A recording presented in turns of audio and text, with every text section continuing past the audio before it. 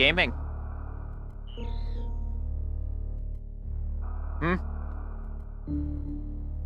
So this is a ROM of Super Metroid, which I have randomized. I'm sure you've seen 50 billion different things like this before. And I'm going to do it because I'm bored. That and I like randomizers, so. I would have done Metroid Prime if I knew I could handle running that, but it's not that I can't run the game normally, but running the game and then, doing this would have not had a very pleasant frame rate, I don't think. Although my only experience is with Discord's live broadcast, so I wouldn't actually know how it would work here. Yeah, no, randomizers are fun. Yesterday, I actually, for the first time in my life, I tried the Terraria randomizer. And streamed it live to Discord to some friends. And it has to have been the most hectic experience I've ever had. Like, I don't know if my brain has fully recovered from the Terraria randomizer that I had done. Because, like, I figured it would have been pretty cool. It's on 1.4, so I can just use the alpha T-Mod loader. And this is the first time I had ever used T-Mod loader, too. So I went and did that yesterday and just streamed it to some friends on Discord. And then, freaking, like, 2 minutes in, and my brain is already broken.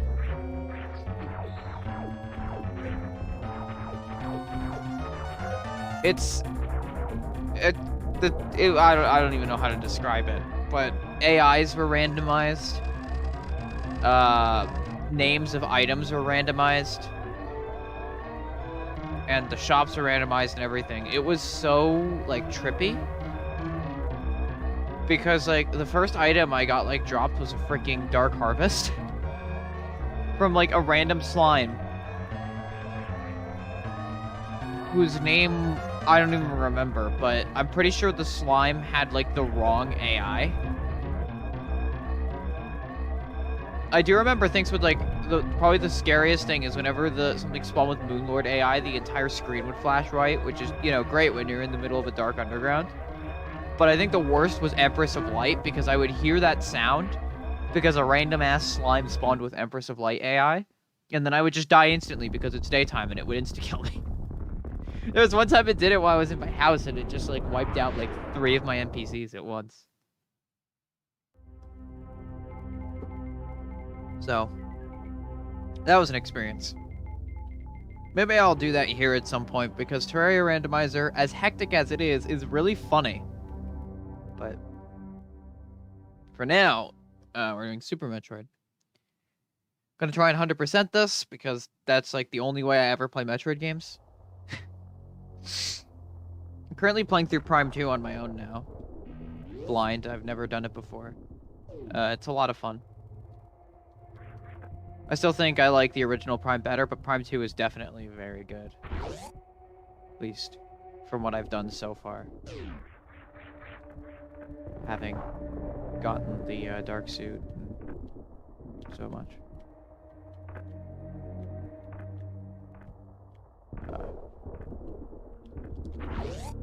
Also, apologies if the frame rate is slightly off. The emulator is lagging. I didn't even think that was possible.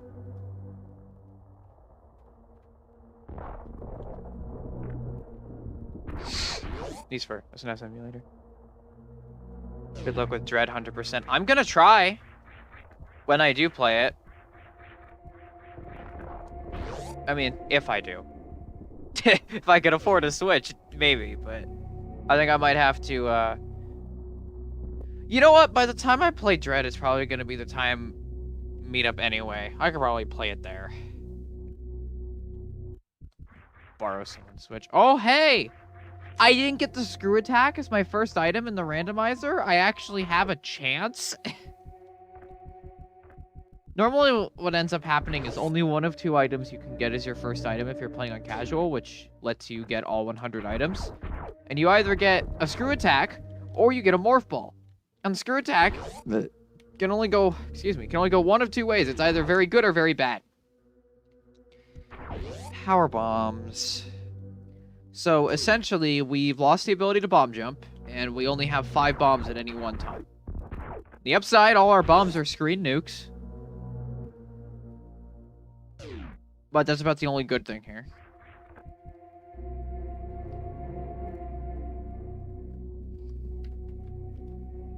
Of course, that's assuming we can even do that this summer, you gotta remember.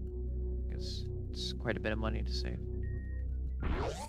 That elevator's graphic was bugged. I don't know what that was.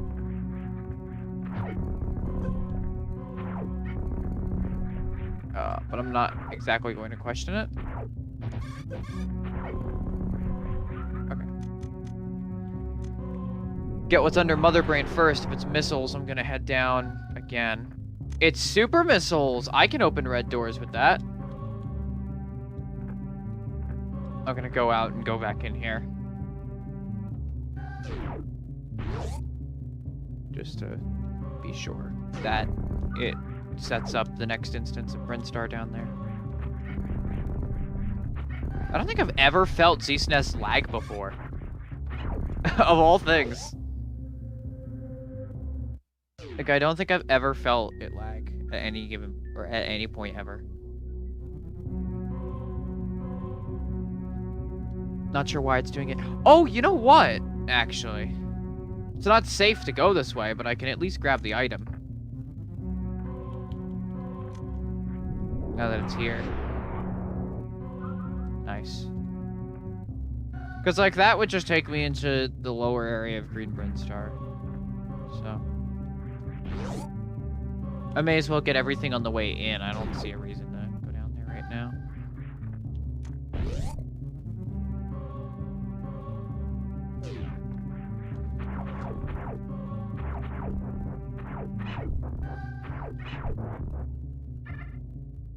Now, what's in the ceiling? What's that? Okay, I'm using the gamers. No! I missed. Don't worry, we have a second attempt. That being this one, which doesn't move off screen for some reason.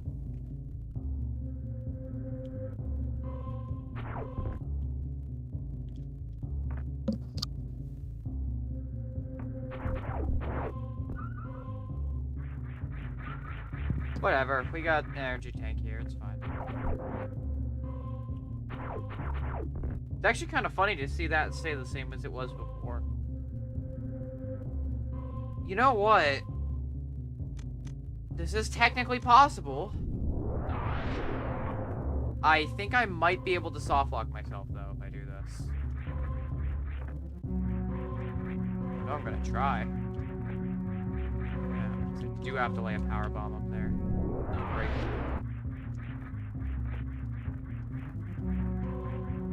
I have to jump right as I go through the door, though. Which I didn't do. Oh, no. I did do it! No! Oh, now I gotta bomb jump, or wall jump out of the water. Oh.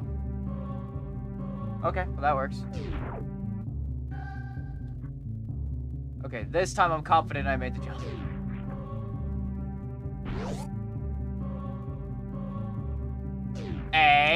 High jump boots. That's pretty good. And regular missiles. I like the high jump boots.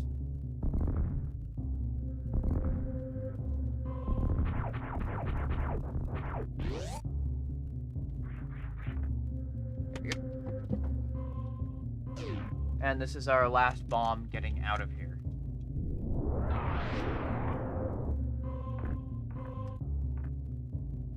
Oh, hey, wait, high jump boots means I can just get this energy tank right now.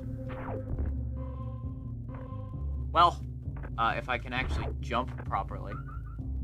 Well, that's pretty neat. Pretty nifty, I would say. Oh yeah, if you run into the wall like that, you can shoot through all those, despite the power beam not going through walls. I imagine it has to do with it spawning inside a wall because of how things like the green gate glitch work, but... Which, Lord knows I'll be using plenty of that.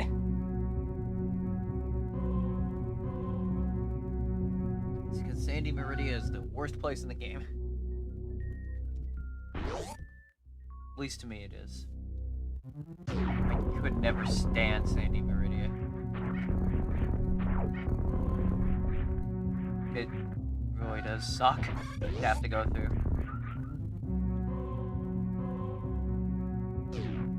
So random.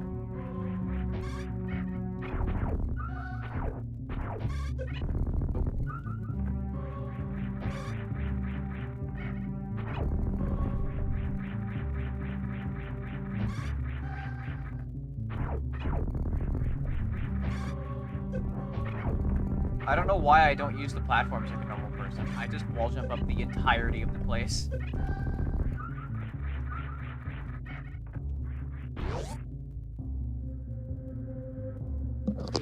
Okay, so from here, there's this room, but I don't have a power bomb. I don't have to do Chorizo, though, because Chorizo doesn't spawn unless you pick up bombs. He just kind of sits there if you don't. So, actually, I don't think I have to fight Chorizo. Which is a good thing.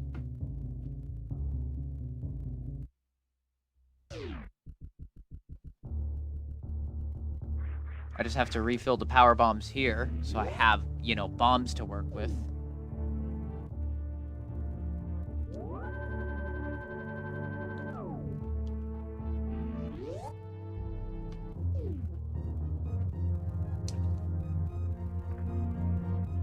But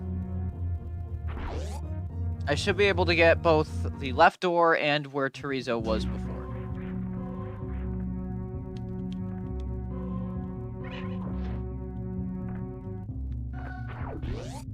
So.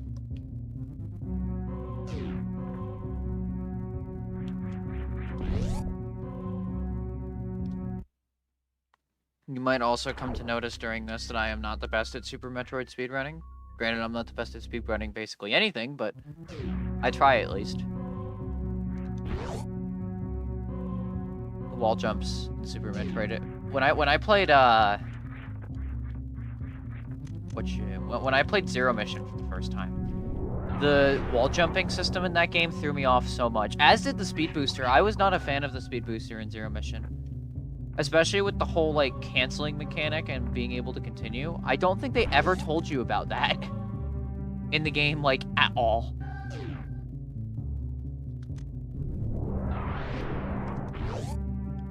So.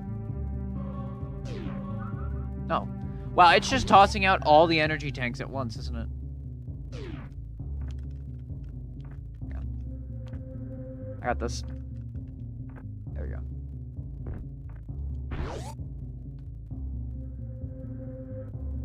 Part of me wonders if the frame rate being slightly off is going to throw me off at all. Because I'm used to ZSNES running without any problems. Alright, I've got 2 power bombs going into where I'm going right now. I'm not sure if I should be worried about that or not. I probably should be.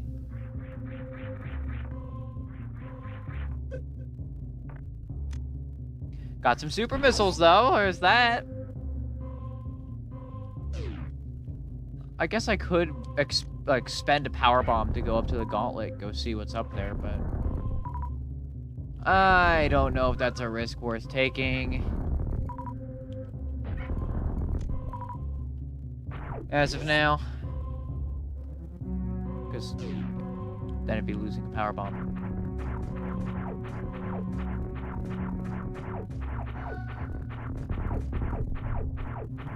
I was kind of hoping that these guys would drop power bombs for me, because they do that sometimes.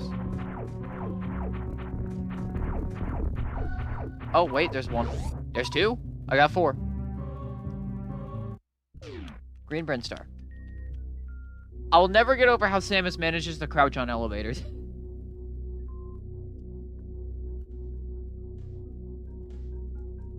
It almost looks cursed, because when you press down on an elevator, you're not supposed to crouch, you're supposed to go down. Alright, well, already I could get, like, a few items here using Mock Ball, so...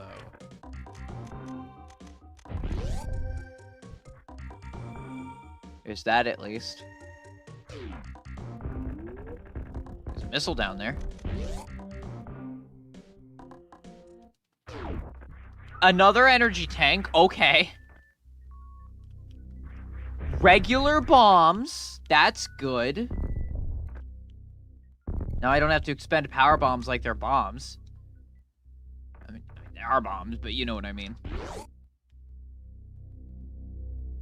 It also means I can bomb jump now, which is good. And I'm less likely to soft lock myself.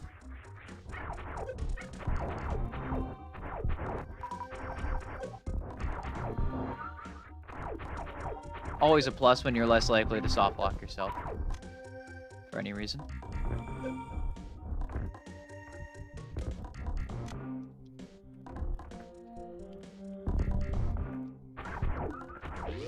I guess I can check what's underneath here.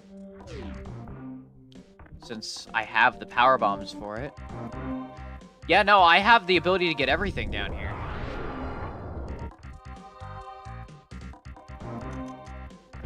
So.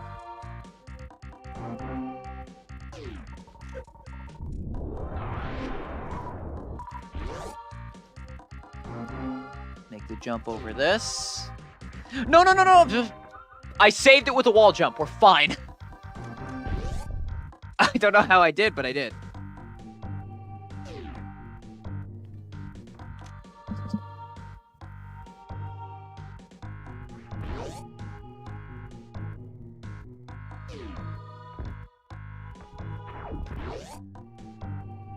Just gonna save real quick, just so that I don't lose any progress.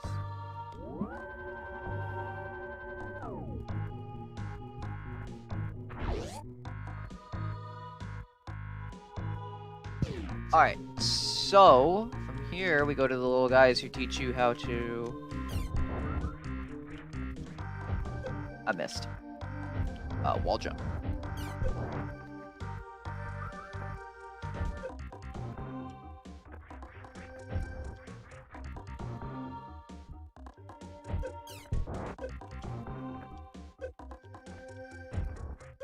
I'm so focused on trying to shoot these things that I keep jumping into the spikes. There we go.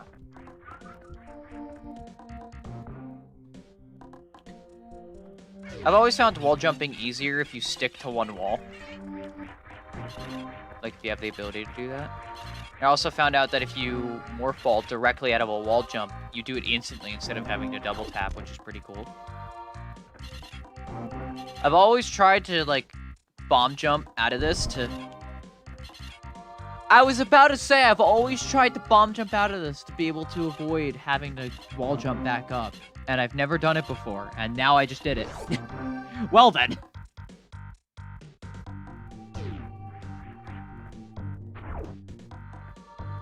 I did a cool... I guess. That probably wasn't that neat. I'm sure there are people who do that consistently, but...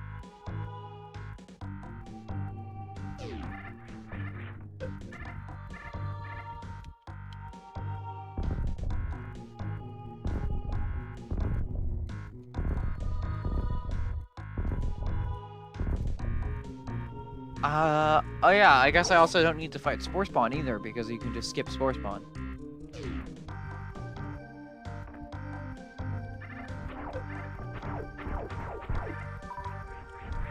That's the freaking gravity suit! What?!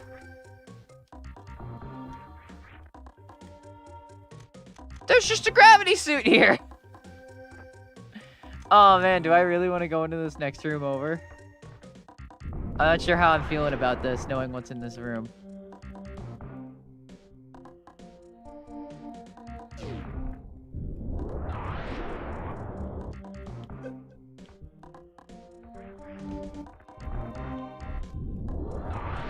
I only have the gravity suit's 25% resistance.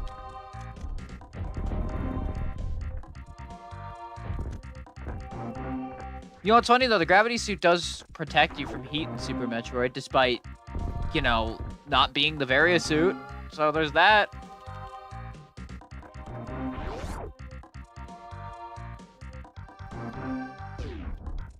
Like, okay, I guess it's just tossing me a bunch of energy and it threw a gravity suit at me.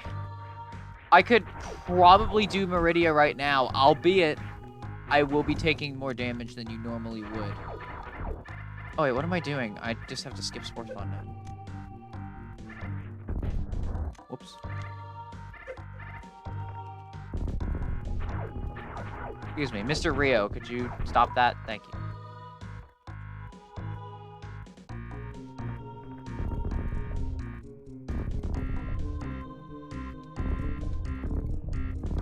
I need to actually bomb the right spot. I see where it is. There we go. I'm good at this, I promise. Maybe. I came in through that side of the room, so I should be able to...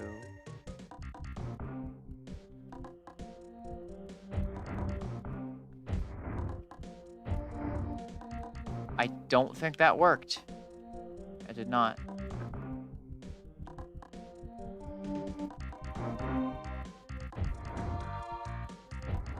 There we go. Got it.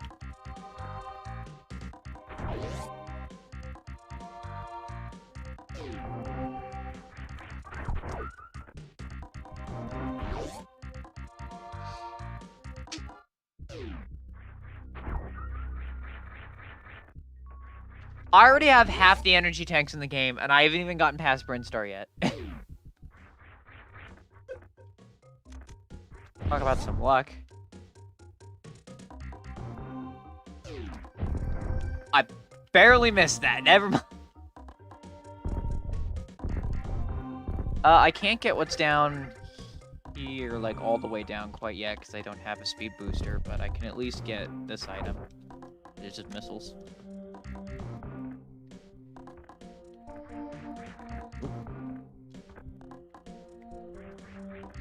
So far, it's not too bad. I think this will go pretty well. I say before I can't find the plasma beam at some point.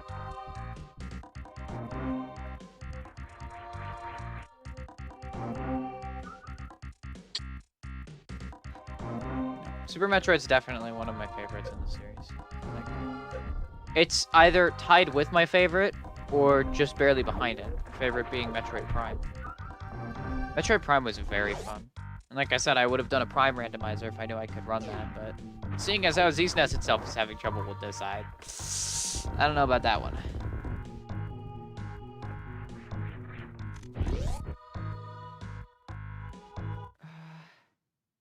I guess I could sequence break getting power bombs, even though technically I could get them already just by going the other way, but...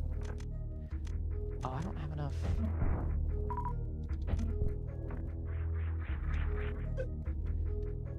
I'm gonna have to wall jump around a couple enemies if I want to do this. And I don't know if you can power bomb these. Oh, you can. Sweet.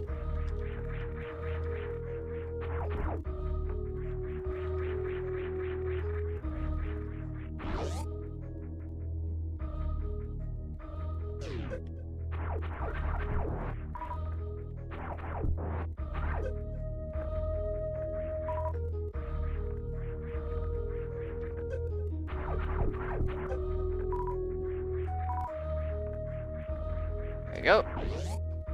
And we get what's back here.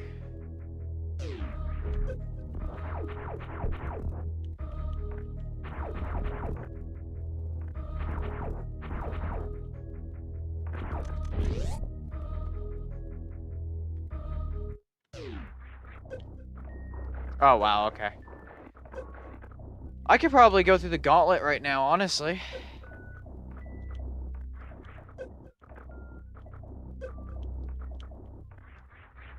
But, oh, it's the wave beam.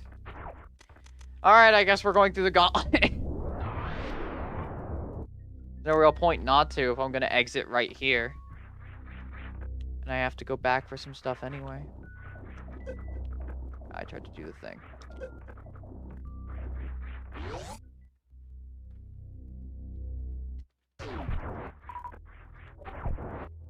Plus, it gives me a chance to stop by the ship and save again.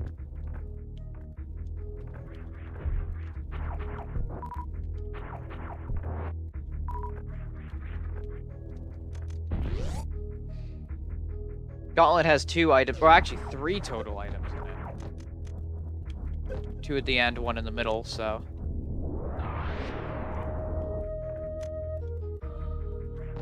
Definitely worth checking for something I can use as of now.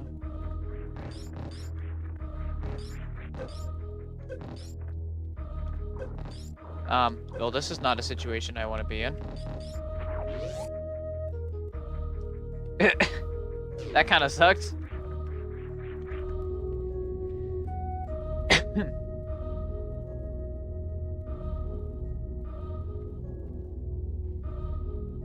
One of the first things I think I ever did on here was the Super Metroid Randomizer. That doesn't exist anymore because it was cringe, but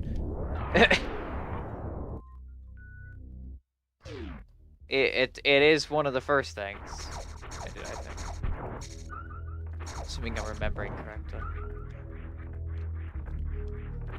Yeah, I was gonna do more the Half-Life no jump thing today, but wasn't feeling up to it.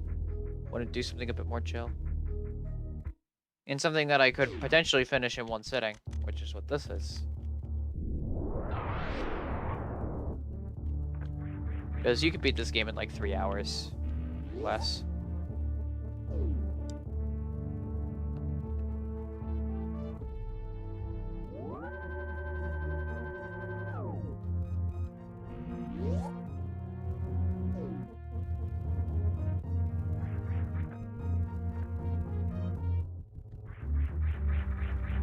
Oh, can you make it up to the gauntlet? I don't think you can, actually.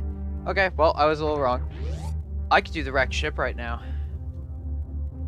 But do I want to fight Fantoon with only a wave beam, 45 missiles? Like, I don't think I do. That does not sound like it would be very fun.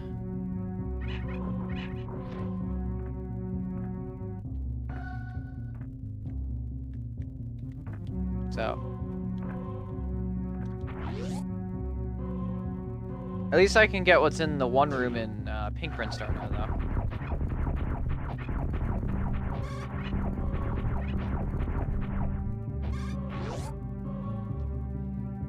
There's that.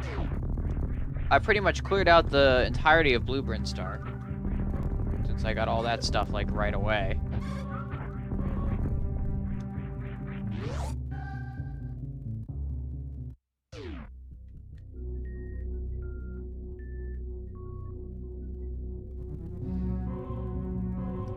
So now,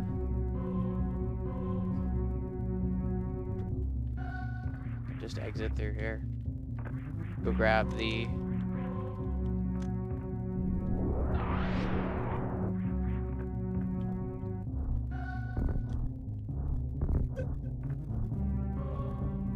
oh yeah, you have to kill all of these. What is it, like 2 super missiles per?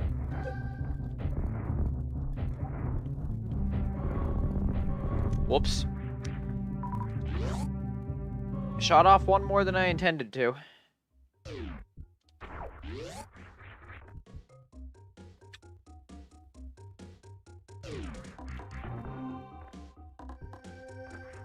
Just gonna nab this one thing in here.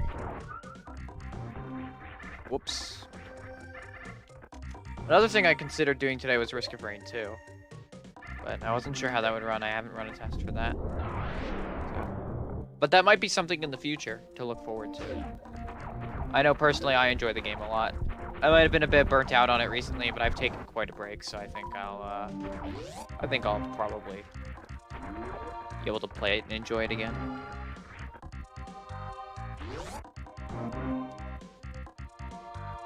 Power bombs. Okay. So I think we'll do Kraid first. And then, depending on what we get from there, it's most likely going to be Norfair second.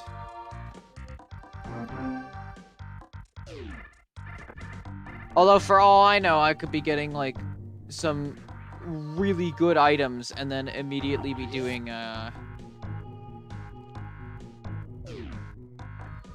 Meridia next.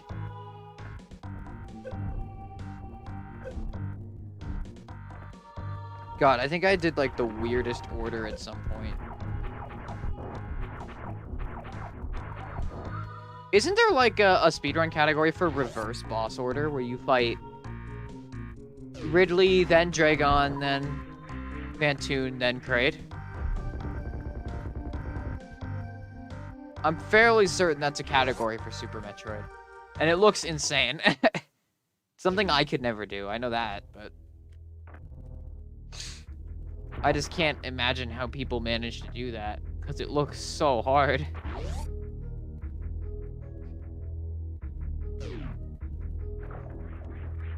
Oh yeah, the water doesn't stop me. I forgot I got the gravity suit. Just sitting there in pink Brinstar.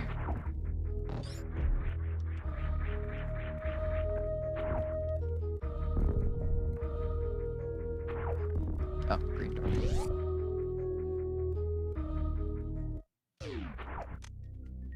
Super missiles.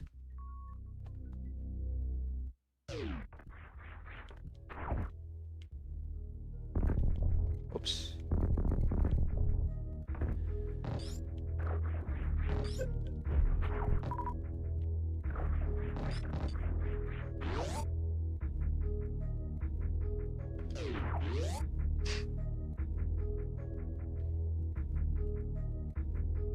So, I'll do Kraid first.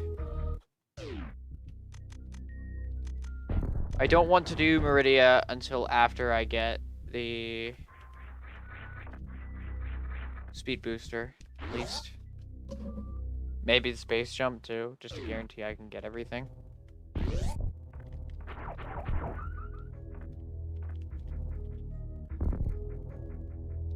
But for all I know, those things could be in Meridia, so I wouldn't know.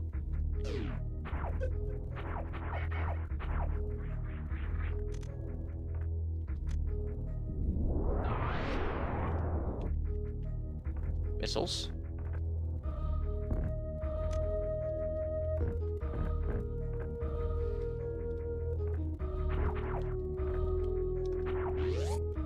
Then we have Kraid.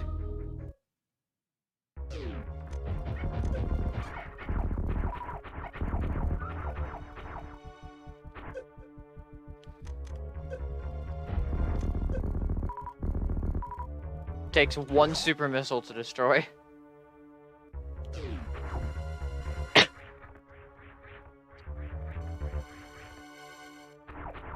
Now there is a trick you can do with Kraid that's relatively kind of hard, at least for me. I haven't quite perfected it.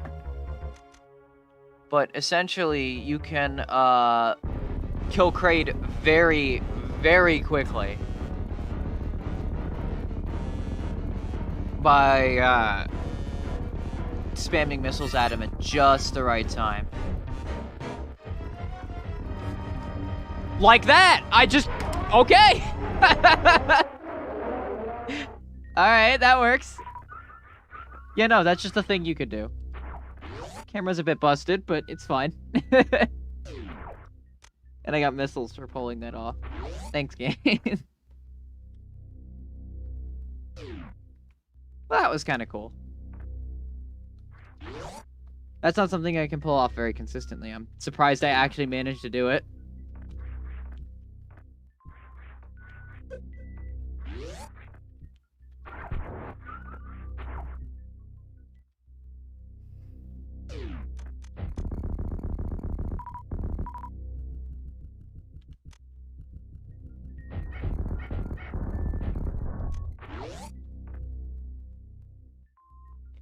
So I guess from here, it's to Norfair by the looks of it. Might as well do all of Norfair up to Ridley's lair, since...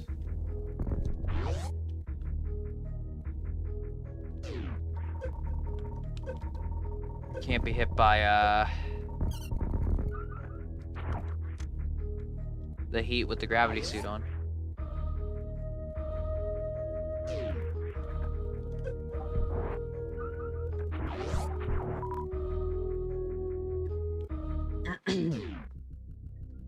So...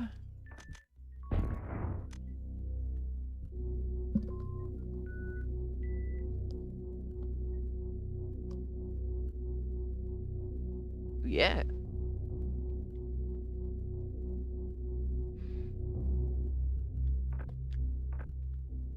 Oh, I guess I could probably do this too. Fight the boy right now. Rockmeyer. Oh, I just got the speed booster. Well, nice.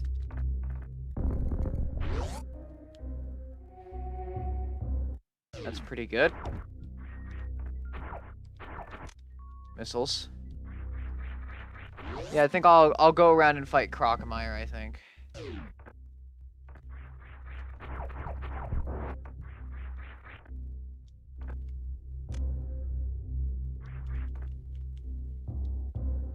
And then we'll see what we get from that.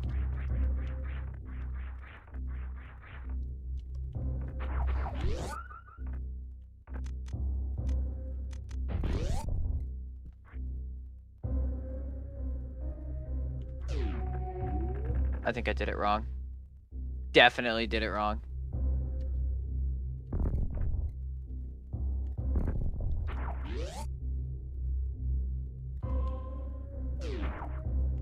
Actually, I think people suggest disabling high jump to do this specific mock ball. Wait, why am I trying to do mock ball when I'm doing speed booster? When I have the speed booster, what? Brain no work. Head empty.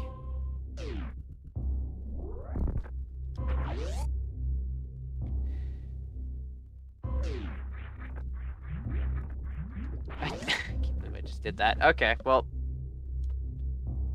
Very least we can go get what's over by where the ice beam is. Not sure what it's been replaced with, but probably missiles, if I had to guess. No, an energy tank. I'm actually going to go out through the bottom of the room because I want to go towards Crocomire now. I can't wait to fall to the bottom of that one room and spend 30 years trying to get the one item. Because knowing me, I'm going to do exactly that.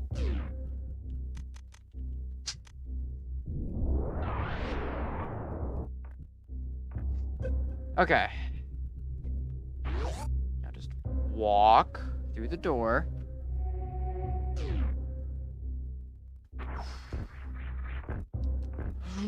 Oh! I almost fell all the way down to the bottom of the room.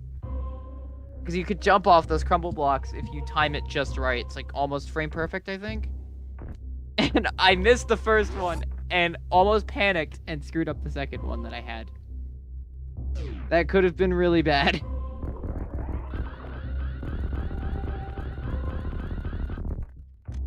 But, made it.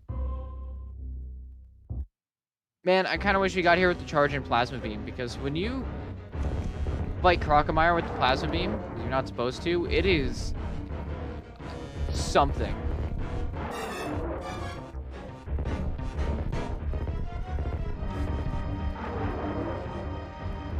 It definitely looks odd.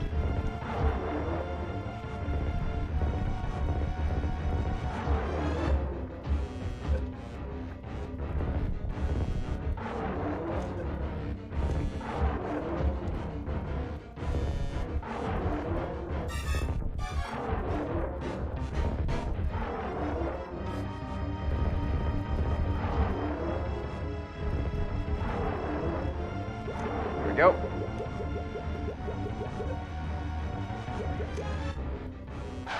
It's over here. You good there, buddy? I don't think he's fine.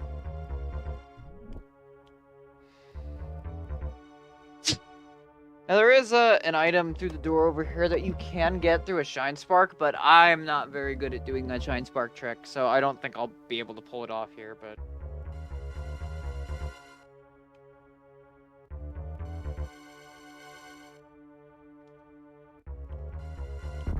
Okay, I had to hit the trigger. Whoops.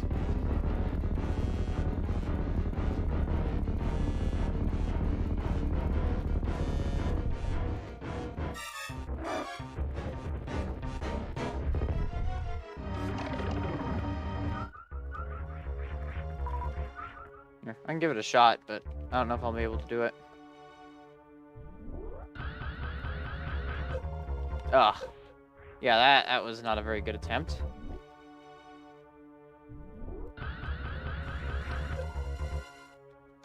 Yeah, no, I can't do it. But essentially, you can Shine Spark across this. I mean, not that it really matters, because you can just run and then speed boost off of this. So it's like whatever. Don't actually need the grapple beam to get up there.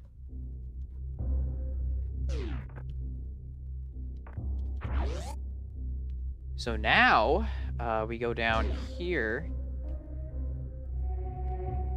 Get what's in there next. Get the 2 items in this room. No, this room and the room over, but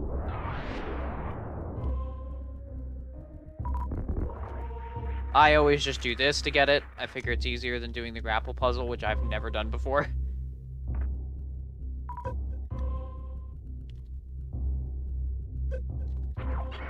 And to get the next one, I just do it as intended. That being making a big jump. And having this. I never actually go through the exit to get through this. I've always used a Shine Spark or wall jumps to get out. Feels kind of pointless to go through the whole like grapple puzzle area up there. I mean, I guess if you're new to the game, that is supposed to teach you for it, but or teach you how to use it. But for this, you can just go through here.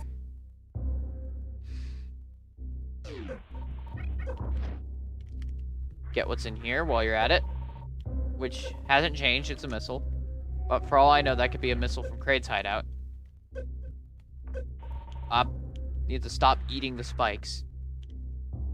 And then you just...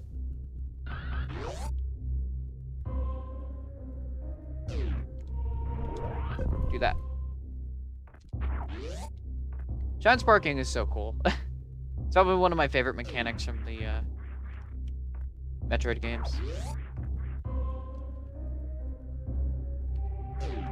It is very, very neat to me.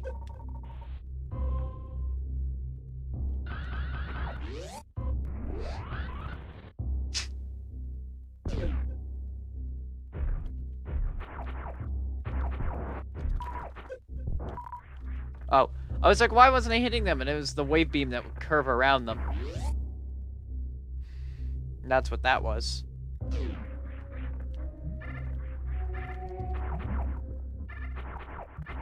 Well, other than the gravity suit, I don't really think I'm too far ahead of anything. Oh, I never considered that. Wait. Oh, you can wall jump. What do you know? Well, now I have a charge beam. Sick. It's actually good because you can't green gate glitch through doors that are going that way. So you can only get it if the green part is on the left side. So I guess now just go through normal Norfair. Won't do, oh whoops, won't do Ridley's hideout for now. That's for later.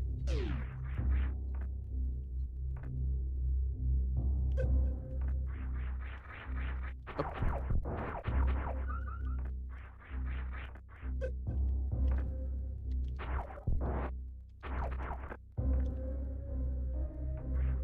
Okay, I need to stop jumping into the random enemies, please. There's another one, actually, that I kind of wanted to do. That I have never actually done before. Apparently there is a randomizer that randomizes where every single door takes you in the game. To, like, just random rooms. So, that's a thing that exists. And it sounds like it would be a nightmare. But also sounds like a fun challenge, and I kind of want to try it.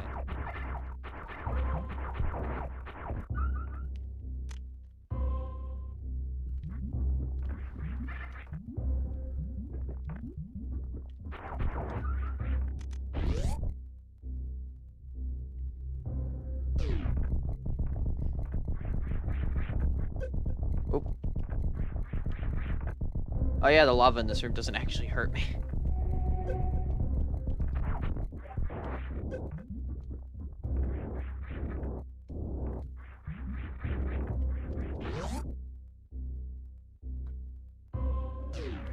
Alright, so already from the start, we've got all the stuff in this room.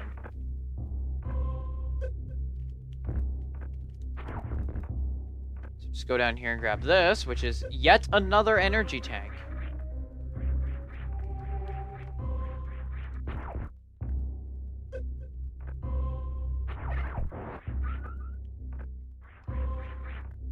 And then use power bomb to save time here. Go down here.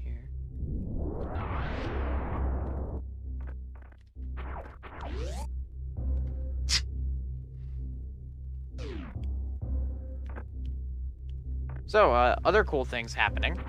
The new Minecraft update's coming out tomorrow, and that's pretty cool. I haven't seriously played since 1.12, and when I was doing the Learning New Minecraft video, Eric and I didn't get very far in that.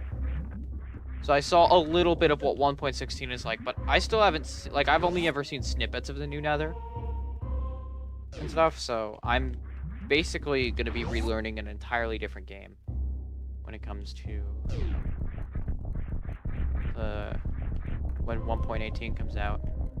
I'm very excited for it. I've been holding off playing so that I could play right on 1.18's release day and see what it's like. I just hope that Deep Dark doesn't come out like 2 months later and then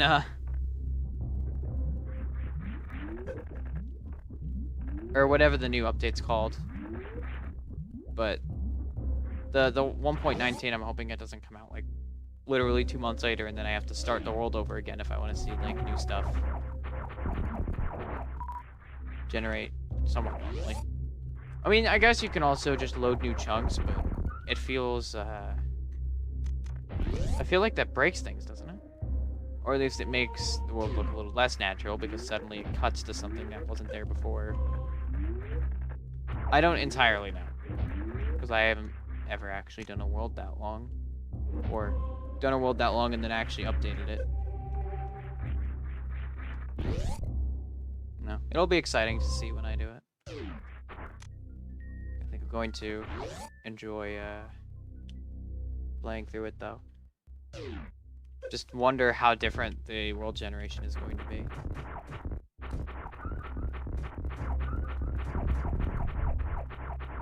Adding a lot of cool stuff for mapping potential too, like with 1.19 they're adding the skulk sensors and stuff, and that looks really cool. Like, that seems really neat.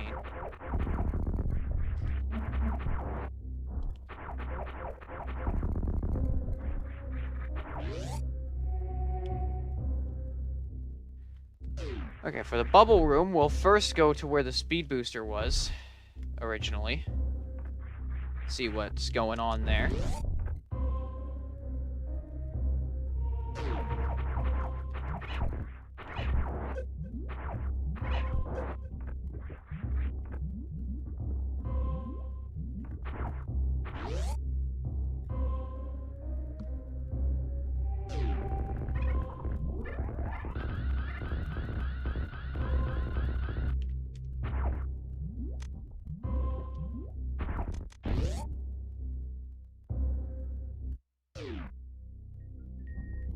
Hang on a sec, I'm just checking something on the side as we speak.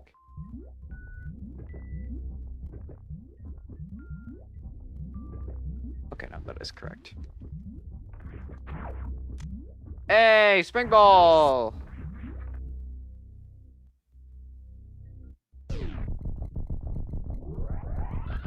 This was a very fun way to teach players how to use the speed booster.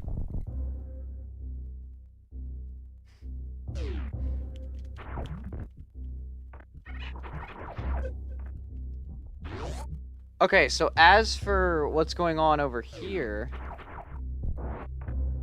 this waiver here, I'm gonna see if I can. I wanted to damage boost off of him. It's fine. I can just get back up by using this room.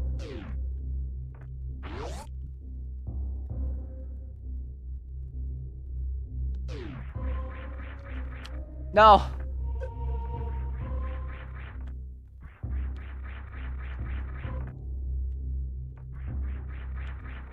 Oh, wait, can I? You can wall jump off that! I've never done that before. The only way I've ever gotten across that early is by either using the ice beam or damage boosting across. I didn't know that wall jump was possible. That's kind of cool.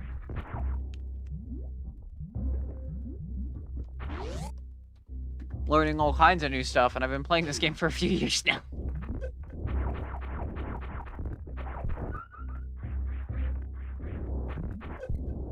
Oh yeah, right. I can't do anything to those.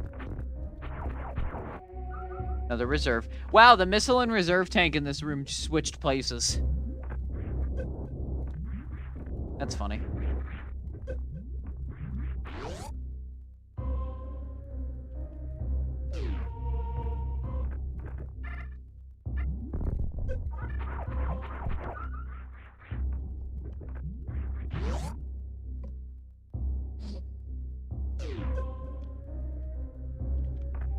And then from here, I guess we just... Whoops. I guess we just go through and... leave Norfair for now. Probably do Wreck Ship first, just to do things in order. Because I'm pretty sure I've gotten basically everything you can get in Norfair at this point. Other than what's in Ridley's hideout. So I figure just may as well, go to Wreck Ship. May as well save, too.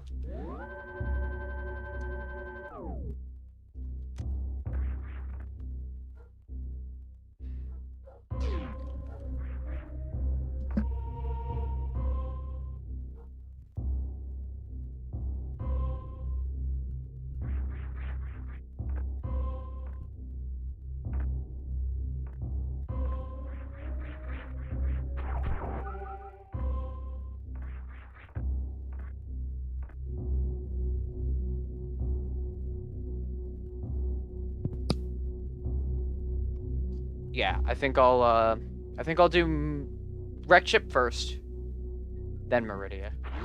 Because although I have the gravity suit now, I do want to check and see if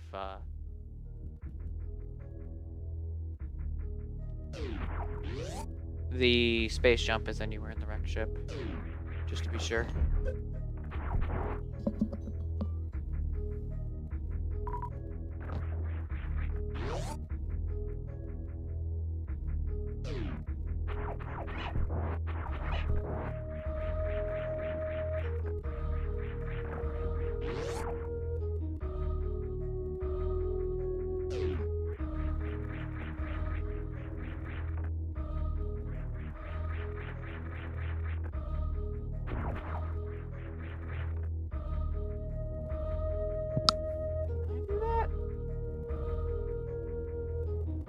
No, I need the grapple beam, right. Or a space jump, one of the two. I could probably do what's in the gauntlet first. Before Wreck Ship, but... Oh, this isn't where I thought it was. I can get out this way. Well, actually, I can show a cooler way to do this. I think I've only ever done this once, but... if you're good at this...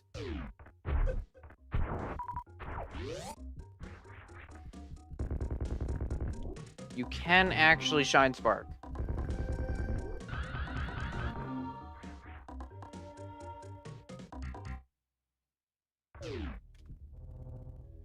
So close. It's very tight timing, though, for that. But I'm gonna try and do it.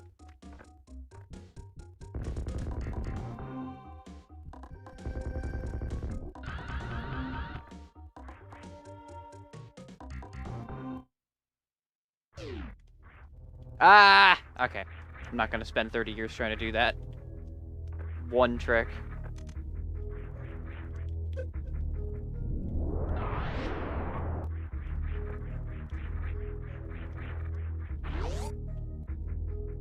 But let it be known, that is very possible to do.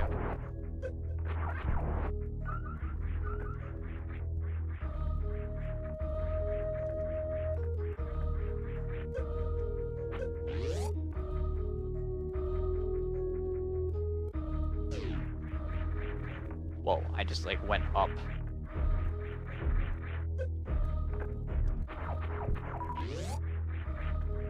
I've been trying to do more of this lately, but in terms of, like, games to stream, I don't know what to do. I was doing Dark Souls 3 for a while, but it puts a lot of stress on the computer. I still have to get a new one. And that's, like, $1,000 off of where I am right now, so that's not happening anytime soon. But old games like this would probably be kind of cool, I figure. Definitely could do stuff like, oh, hey, various suit.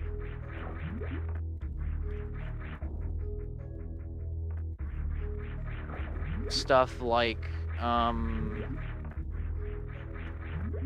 I guess I do have to shine some more crosses. I'll check Gauntlet first. Stuff like Minecraft and Terraria would be pretty cool, but that would be, like, a huge series of stuff.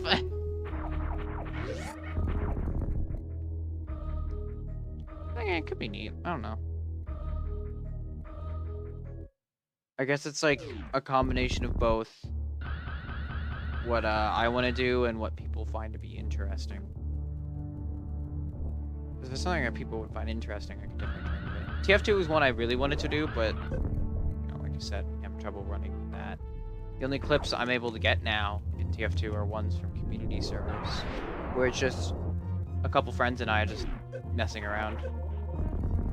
I kind of want to do more of that, actually.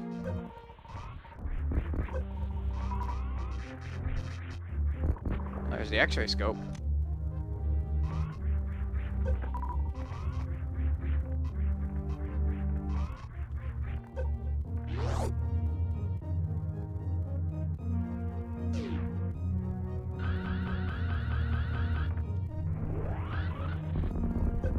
Nice.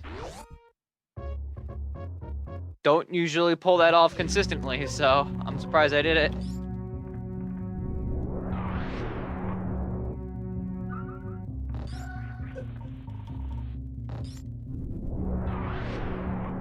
With the damage resistance of the gravity suit, I can pretty easily just tank most of this.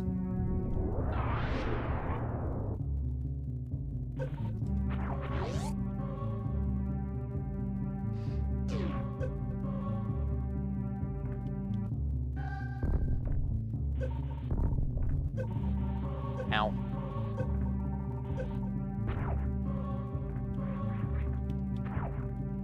Gauntlet tends to be a bit annoying to go through.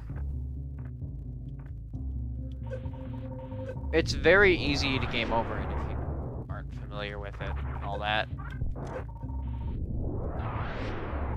Overall, it's more annoying than anything. At least to me it is.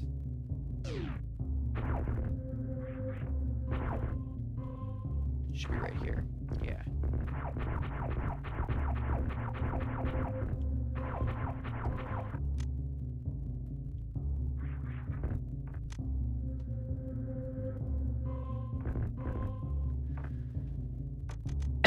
Yeah, there that is. So now, let's go out this way. Back up through the ship. And then we're headed to Wreck Ship.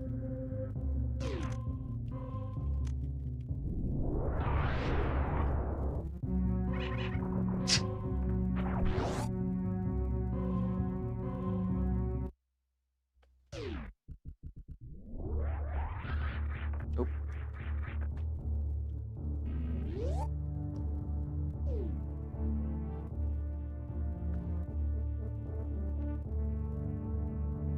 There we go.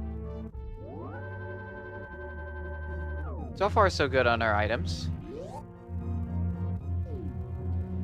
But really, the only items we are very ahead on are the gravity suit. We're a little bit ahead on that, and the X-ray scope, which doesn't make too much of a difference because I know everything else.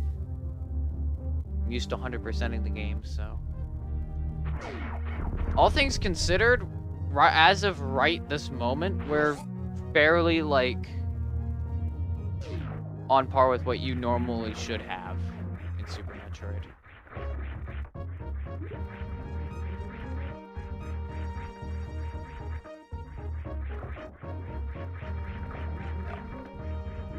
Oh, can I not even get up here that much? I might be able to. That... well... Actually, I don't think so. I think I'll have to do the Shine Spark across. Not like that's a huge issue, but...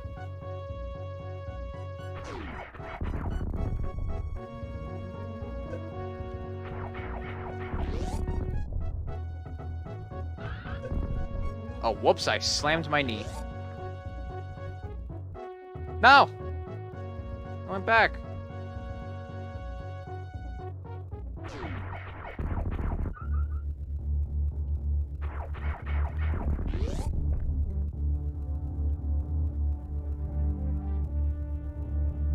Oops.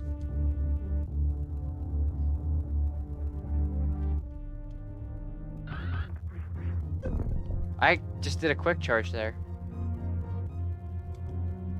Not very good at doing that. I say as I do it 2 in a row. If you don't know what that is, basically I'm getting a Shine Spark earlier by... Or being able to perform a Shine Spark earlier than you would be able to by tapping the B button. Certain points. Because the game doesn't actually check if you're holding the B button. Well, it does, but it only checks it in certain intervals during Samus's animation. And so I guess what's happening is... Oh, hey, I got the grapple. I guess what's happening is the game is seeing that you're holding it at those specific points, but you're not speeding up because you're not holding it at the other points, so you can get a grapple. Yeah. You can get a Shine Spark in a much smaller area.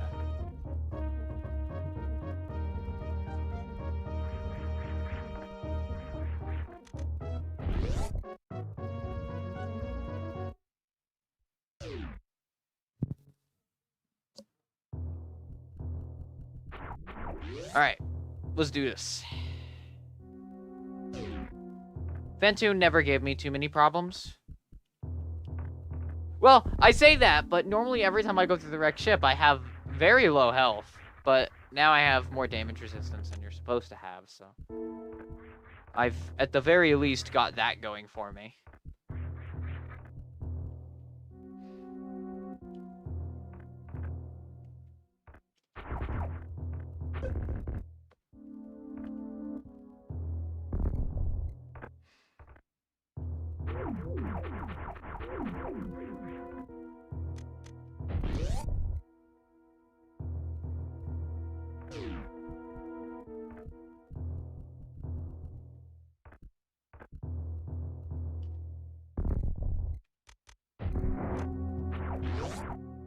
Alright, let's do this.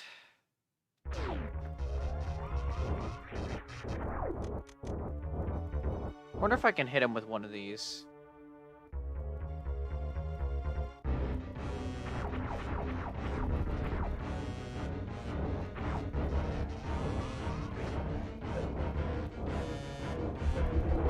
Because those are very powerful.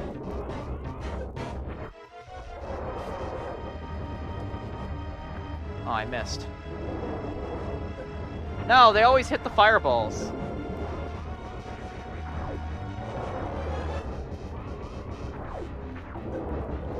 I need to actually start charging before he appears.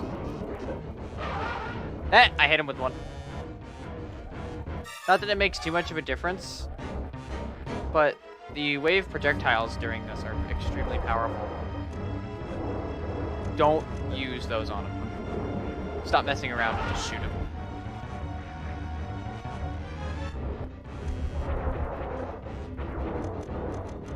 Also, don't use super missiles on Phantom, of course, because he gets very angry at you if you do. That's one. That's two, okay.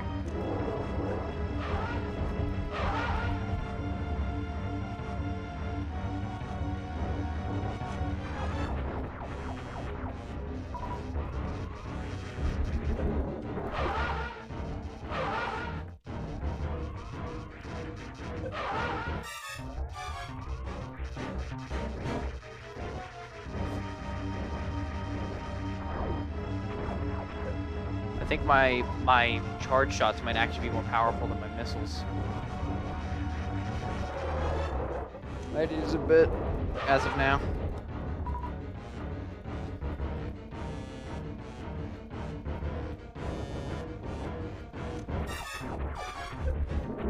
No, they definitely are more worth using once you get your plasma beam, but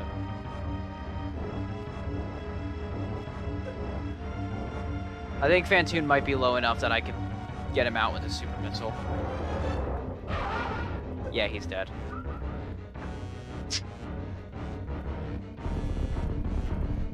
Time to become super pixelated.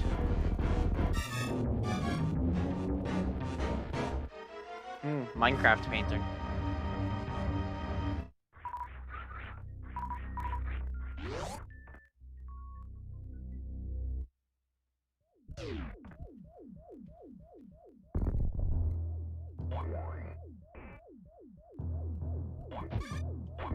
Ah, yes, these things.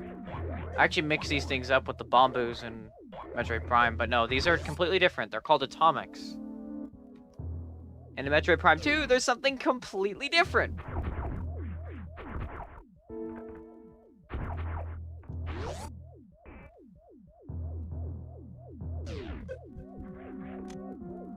The super missile in this room got downgraded.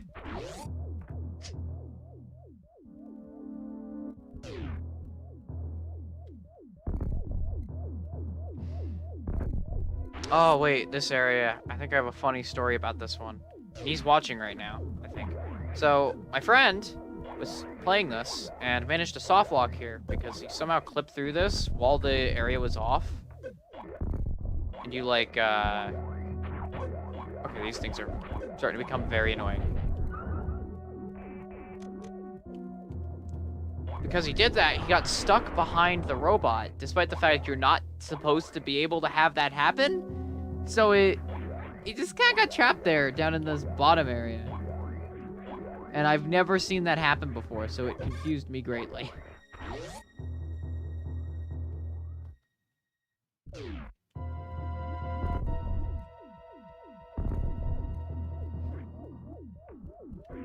But, you know.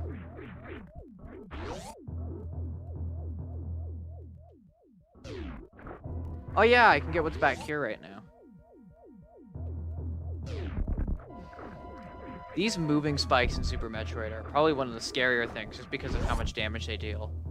The crusher ones too, but the idle ones that just sit there and move up and down do a lot of damage. Also, I have only been through this area once in my life, that one. I feel like that entrance to Meridia is just entirely useless. There's nothing over there.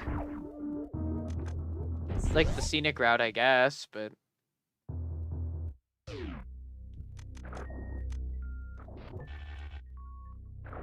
Oh.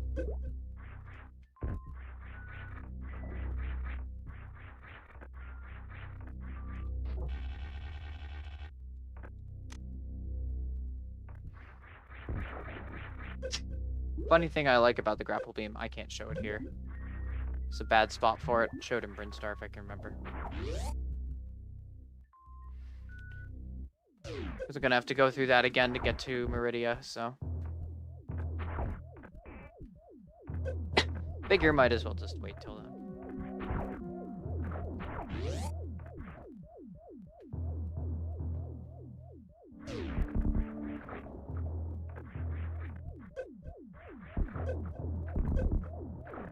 Yeah, those spikes hurt, especially when you don't have, like, suits or anything. And I think in some rooms they do more damage than others, but I could be wrong about that.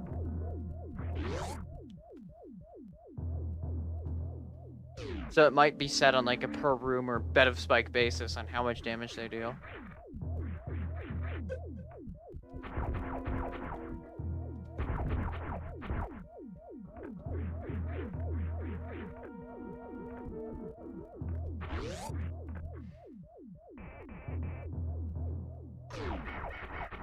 My beam is not that powerful. I'm just gonna spam missiles. I've got enough of them that I don't think it matters.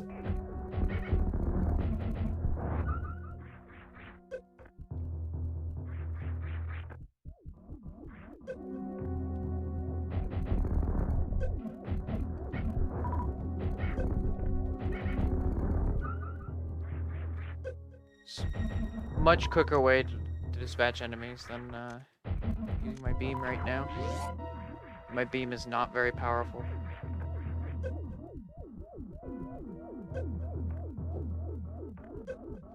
I keep forgetting those little falling sparks can hurt you as well.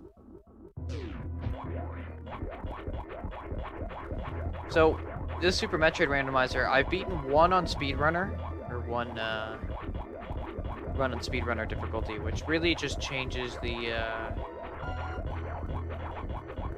locations of items. Or it doesn't really change the item location. Like, if you consider the Metroid Prime Randomizer, you can decide like what tricks and stuff you want to do. But when it comes to this one, you just get 3 difficulties. So, Casual has every single item in the game. Speedrunner is missing a couple items. And Masochist is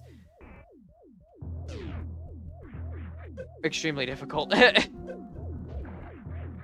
That's the only way I'm gonna put it.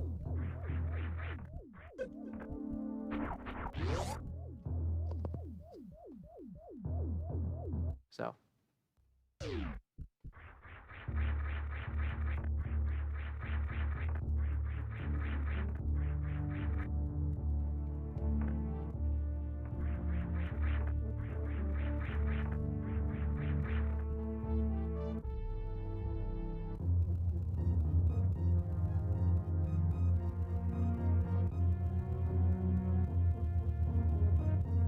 Platform. I don't remember these guys' names.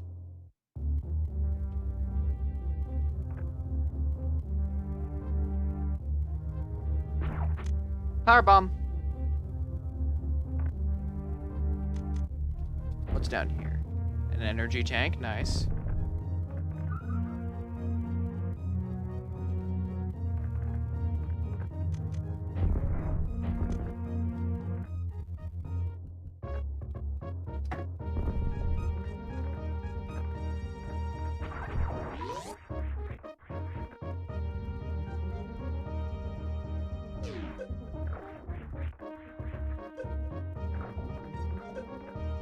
Oh, this is really interesting. This gamer just follows Samus. And it's weird because they've only ever used it here before. It's kind of sad because I think he's really cool. I've only ever seen one ROM hack. Like, I haven't played very many ROM hacks of Super Metroid. But of the few that I've played, only one of them has actually used those as a real enemy. It's kind of sad because they are kind of cool. How they just follow Samus's horizontal position.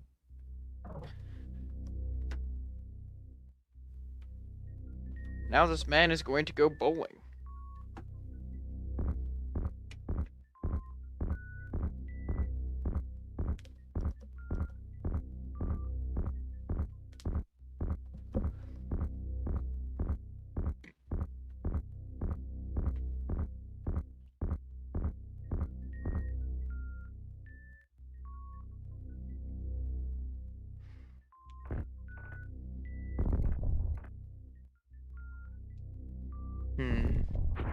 Alright.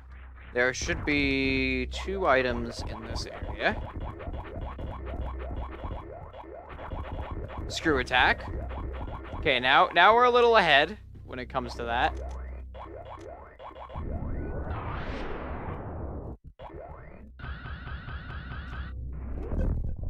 And there's the one down here,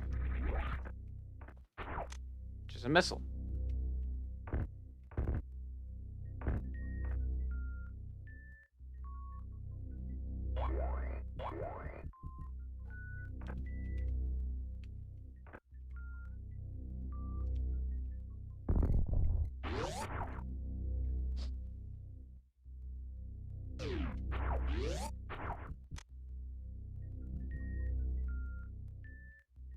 I forgot to show, but in that room, it kind of looks like green Zebatites or whatever. Alright, the space jump has to be in the middle of Meridia. I'm pretty sure... Oh, no, wait. There is one area in Brinstar I haven't checked yet. So I guess I should go check that first, just to be safe.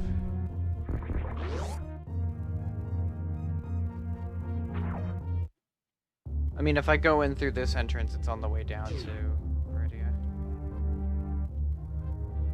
Oh, you know what, actually? I guess there is that area in Turian as well. Or at least old Turian. It's now considered part of Criteria, but... I could check that.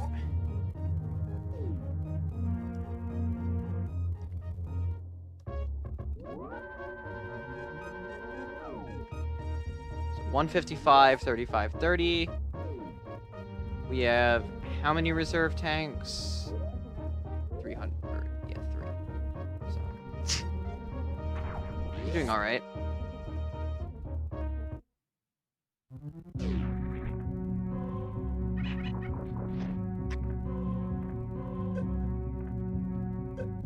Down this way. I didn't take any knockback from that hit. That's a little odd.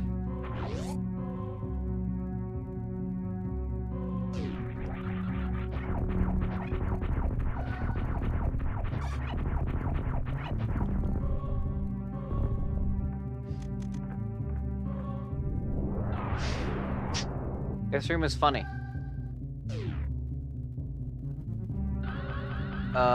Because... Oh, I didn't want to do that. Because if you know how to do memory manipulation, or like RAM manipulation with your beams and stuff, you can actually just trigger the countdown sequence in this room. And then just exit through this door. So that's pretty cool. I've done it a few times.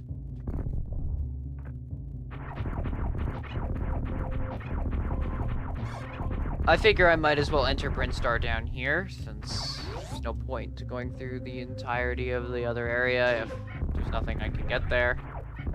I pretty much cleared out most of Brinstar, actually. Come to think of it, I think the only item left in Brinstar is the one I'm going for right now. Everything else is either in Meridia or Norfair. Assuming I'm not wrong, anyway. I could be incorrect. But I'm fairly certain I've got everything in Brinstar as of now. 'Cause it really does look like it. So.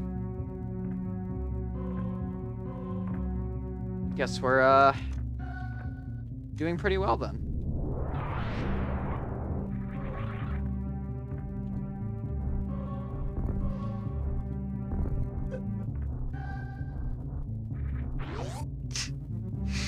Alright. So the one thing I didn't get was through this door.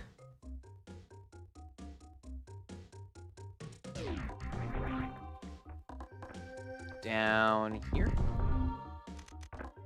And down here.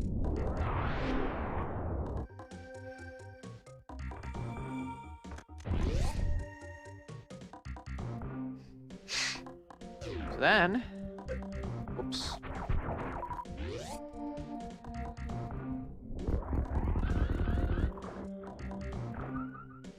Energy tank. Alright then. It's off to Meridia then. Second to last area in the game. Well, second to last in terms of the major 4 bosses to unlock Turian, but you know what I mean.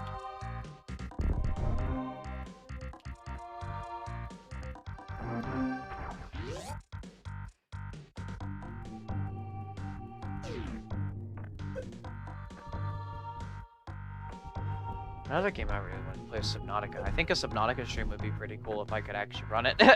I still haven't played Below Zero. I played the first game completely through twice now. I have never played Subnautica Below Zero.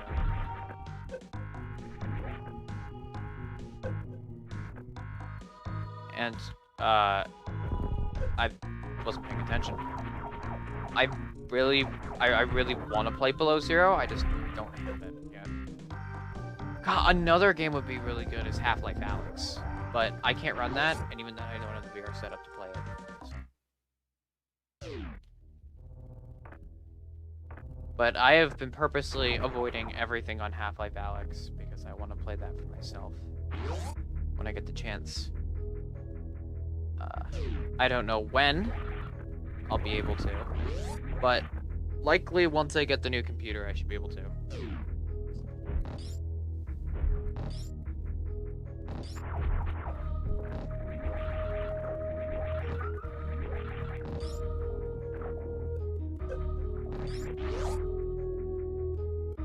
Yeah.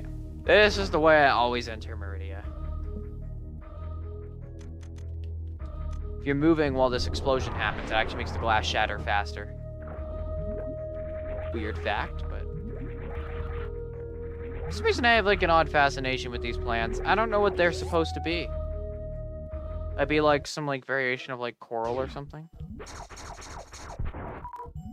But... Oh, red door. Zoned out for a moment.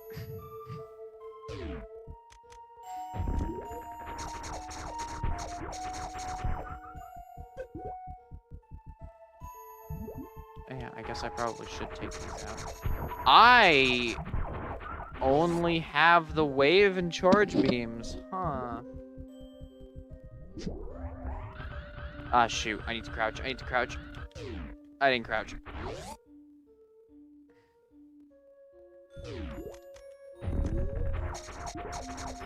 I feel like I should be concerned that I'm missing 3 beams as of now. Is this gonna be like a situation where I get the spacer after the plasma beam and it's not gonna be as much use to me?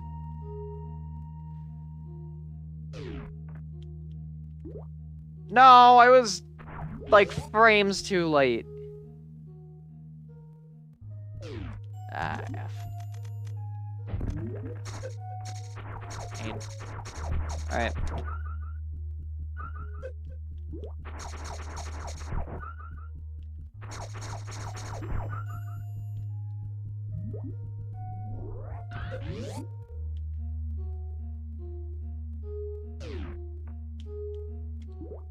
It's barely too late every time.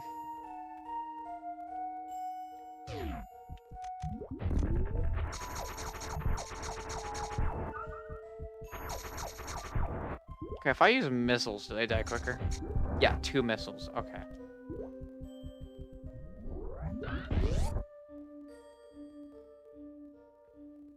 I just, like, panic on aligning myself, because I know if I screw it up, I'm gonna hit the side of the platform, and it's gonna suck.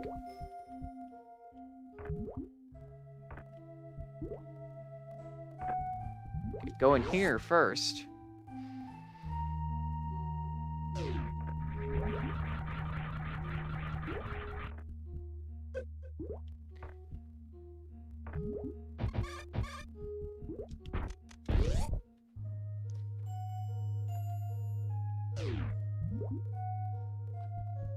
Played AM2R at school. How did that go? I've only ever touched AM2R like once. I have the files still, but I haven't actually done much with it. And honestly, when I get to the point in time where that takes place in the timeline, I'm probably going to be playing Samus Returns, because I'm fairly certain Samus Returns is a remake of Metroid 2 that Nintendo made.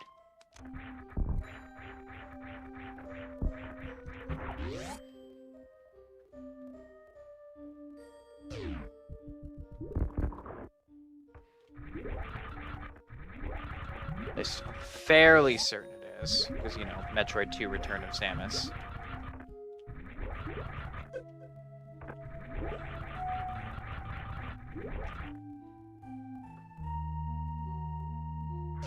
Huh. Neat. Dude, I cannot tell you how many different computers Minecraft was installed on back in my school. There were a lot of random games there.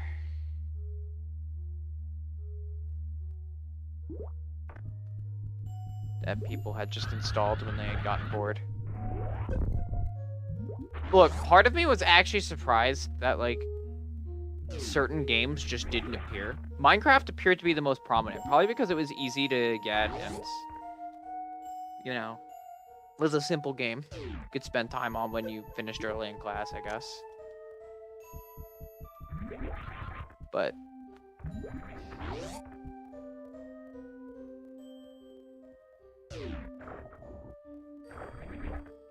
I mean, I guess a lot of games are on Steam, though, so it's probably why you wouldn't do that. Although something tells me someone was probably dumb enough to install their entire Steam client onto a school computer at some point. I wouldn't be surprised. Which, don't do that, by the way. Not a smart idea to anyone who is thinking about it. Don't do it. Steam client should stay on your personal computers. If possible, you know. Although, I can't say I didn't entirely not think about it, because I thought about taking a USB flash drive with it on there, but, you know. It's not like I really got around to doing it, because I switched to cyber school, like, once 9th grade was up. So, at that point, I was just doing school at home every day. And that was before this whole pandemic even started. Very flawed remake. Well, it's about what I'll be doing when I get around to Metroid 2 in the timeline. Which is after Metroid Prime series, but...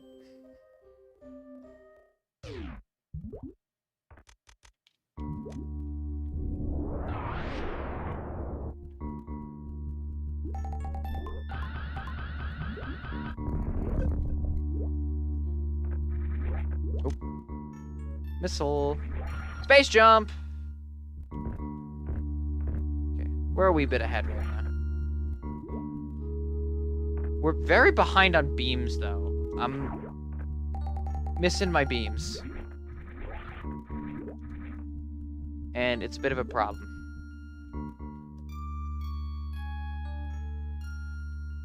Excuse me. Yeah, this is gonna be the worst area.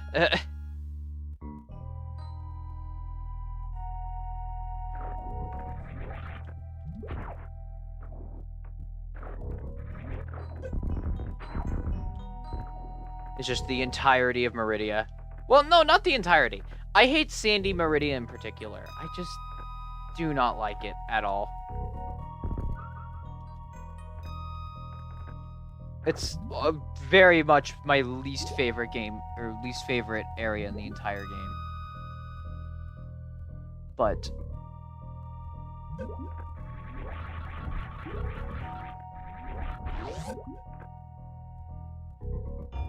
Rocky Meridian is cool.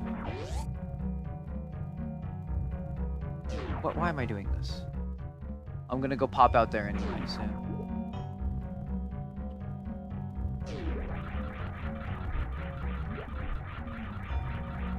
Well, I have 39 power bombs.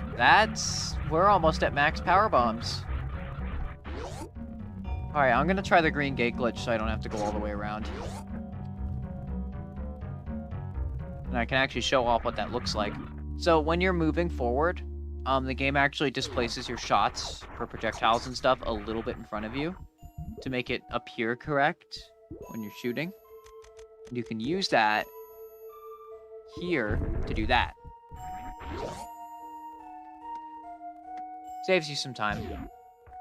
But it only works on gates that are facing that direction, and I'm fairly certain before you have the wave beam, you can use it on the regular gates as well.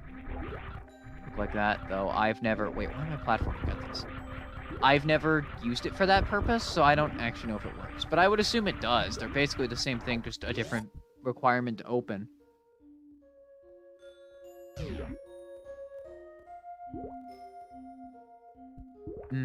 I see. Oh.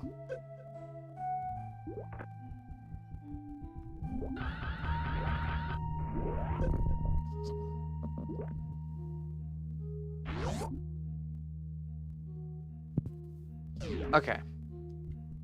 Second time. This is one of the parts of Sandy Meridia I don't like, is that you have to go through both sand pools down there. And it takes a little bit of time to do.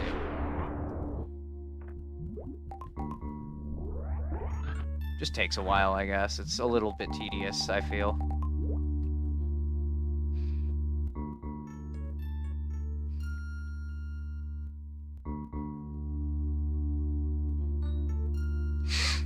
But it's like, whatever.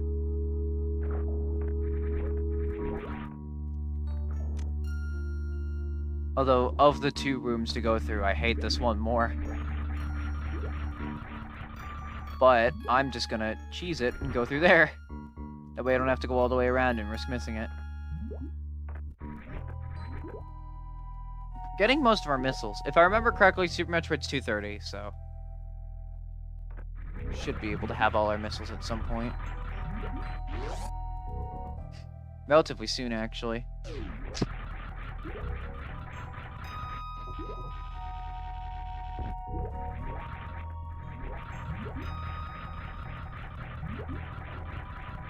Space Jump in Super Metroid feels a little bit inconsistent. Sometimes it feels like it just doesn't work.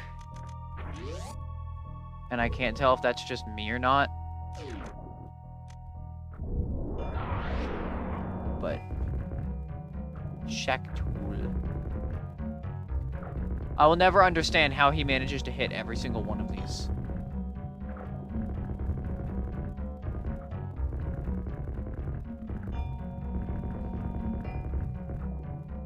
And I guess I can kind of see it, but some of them he just barely hits.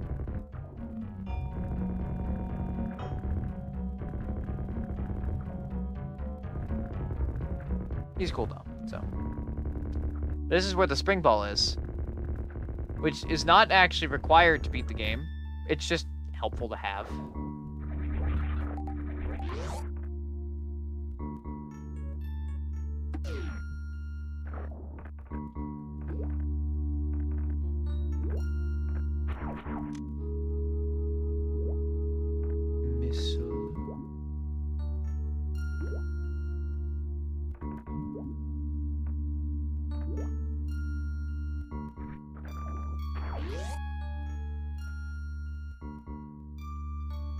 Yeah, I'm definitely gonna end up having all the missiles relatively soon. More consistent? Eh. I've never played Metroid 2, so I can't speak on that. Zero Mission definitely improved it, I feel. Zero Mission threw me off when I first played it, because whenever I played a 2D Metroid game, I was used to Super Metroid's physics, because I play Super Metroid a lot.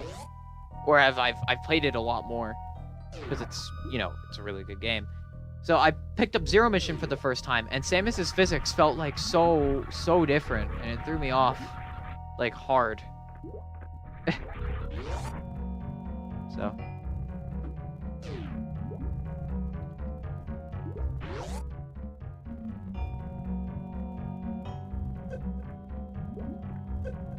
Keep rhythm and then it just nopes out. Sometimes that happens in Super Metroid, though. And I'm not sure why. This feels like the space jump just kind of gives up on some occasions. Excuse me, sir.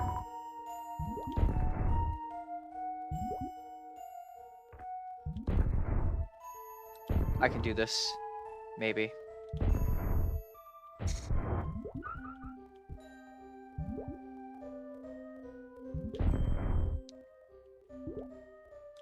I did it first try last time, and now I can't do it here.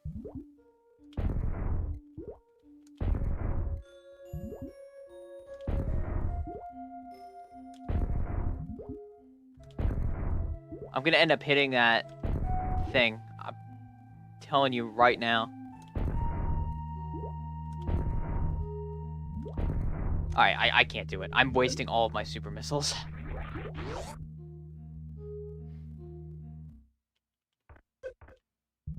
I'd rather not waste all of those. Because if you don't do it, then you just go around this way. And it's not the end of the world.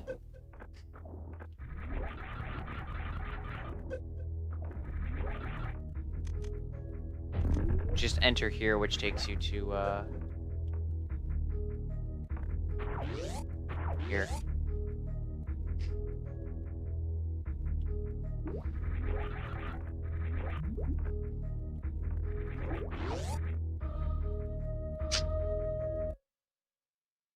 Oh, nice.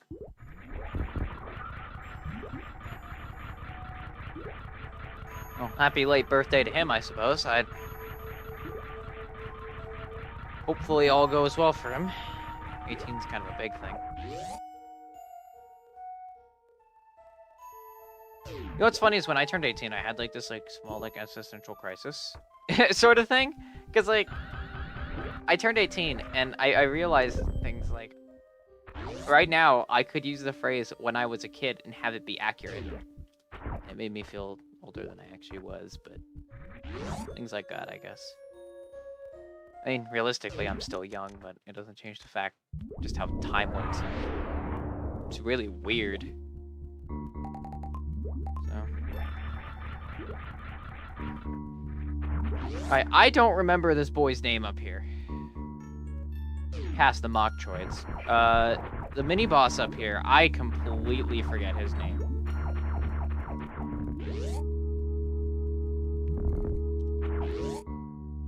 But...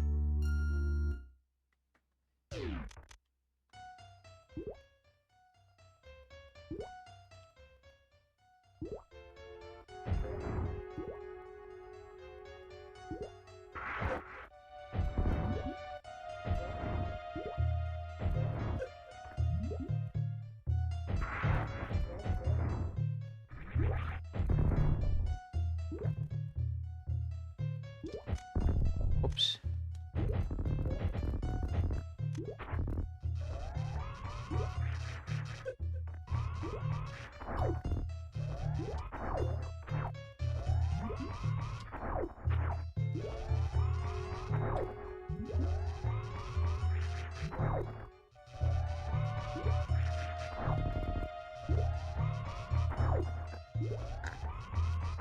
Nope. There we go.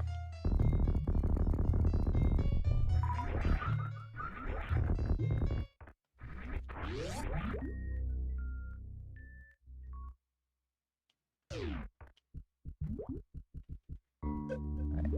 From here... Oh, there's the ice beam.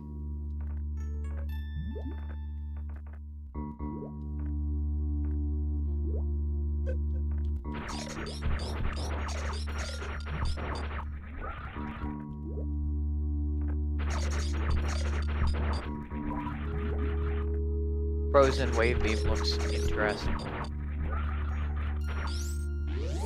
Okay.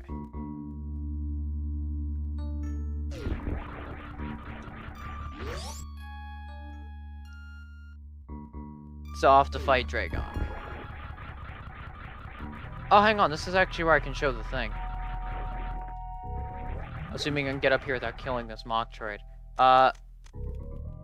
The grapple beam actually does do damage. It just does a very tiny amount of damage. Which is kind of cool. Also interesting that I read about, wasn't sure. The grapple beam, if you use it on pickups, you pick up pickups with the grapple beam. Which I wasn't aware of for the longest time. Salutations. Hello! I'm about to fight Dragon.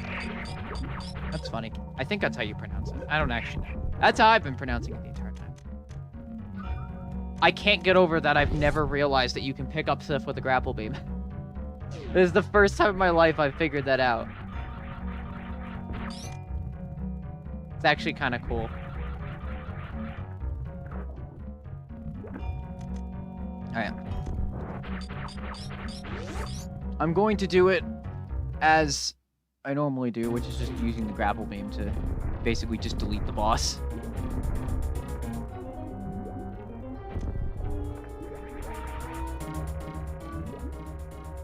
So, because of the quick charge thing that you can do, you can actually get a speed boost in this room.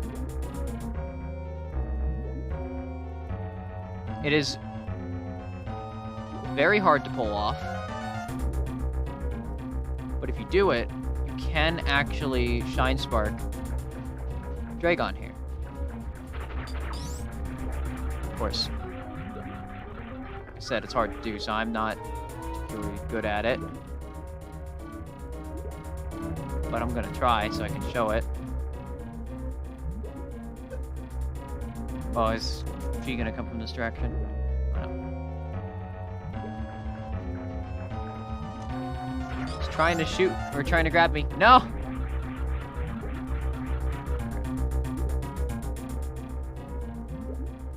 Oh, it's Dragon. Ah, okay.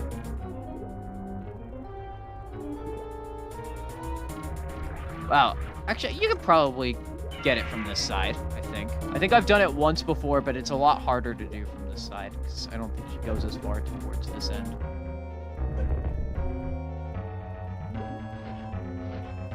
Or up high enough to reach that. No, it goes too high. That's a problem. Seems like it was made to be easier from one side than it is for the other.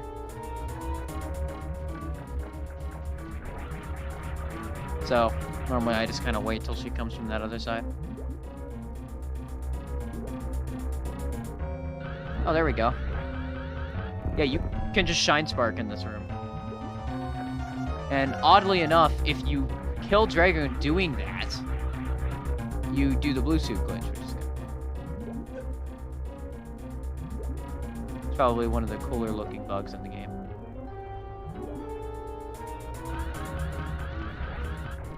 But she is very intent on coming from specifically the left side.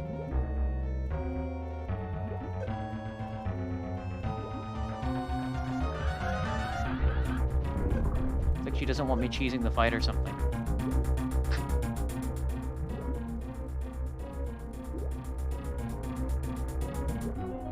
I'm surprised I even managed to get 2 Shine Sparks doing this.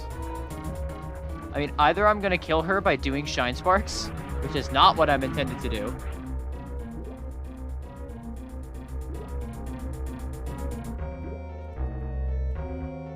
Or I'm going to have her come from the right side for me to be able to do this. Clearly she is very intent from approaching from the wrong side for me to be able to do the grapple thing. Always be able to do the grapple thing easily.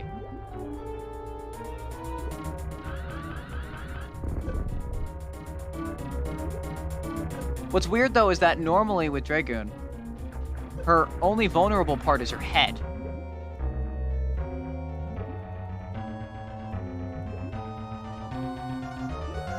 Or no, her belly, which is weird because when you do this, if you don't hit her in her head, it doesn't work. But it's weird because normally the head is invulnerable. So I'm not actually sure what the story there is.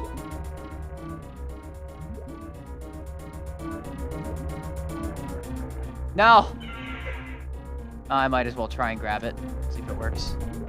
She has low health right now, though, so she'll probably end up being killed very quickly from this.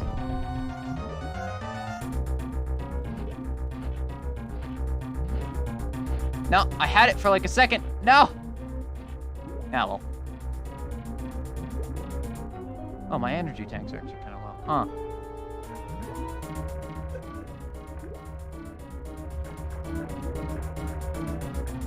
Oh wait, is she approaching from the right side? Okay. Well.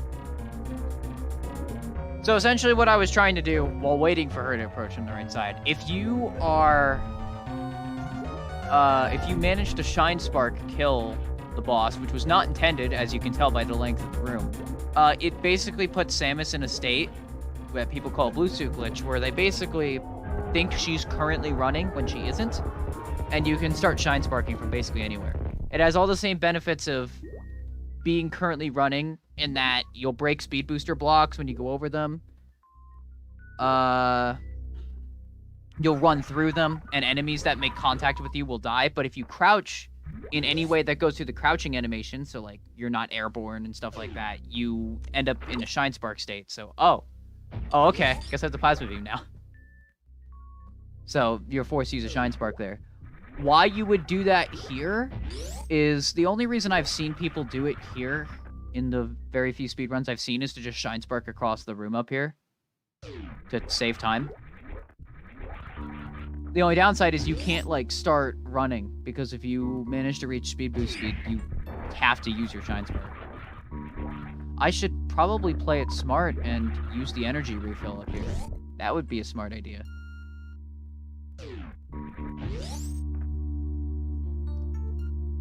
Dude, that's another thing you can do. Oh, did I not do right? I didn't. If you press start when doing that, you can essentially detach from it while it's filling and move towards the door. I guess in situations like this, it doesn't matter, but I guess when you're actually speedrunning, it's all about saving every single bit of time possible. It's really impressive. That's why I've kind of done it a little bit. Granted, I don't ever see myself as ever being called a professional in that field, because I'm not good at it. But it's a fun little thing to try every now and then, I suppose.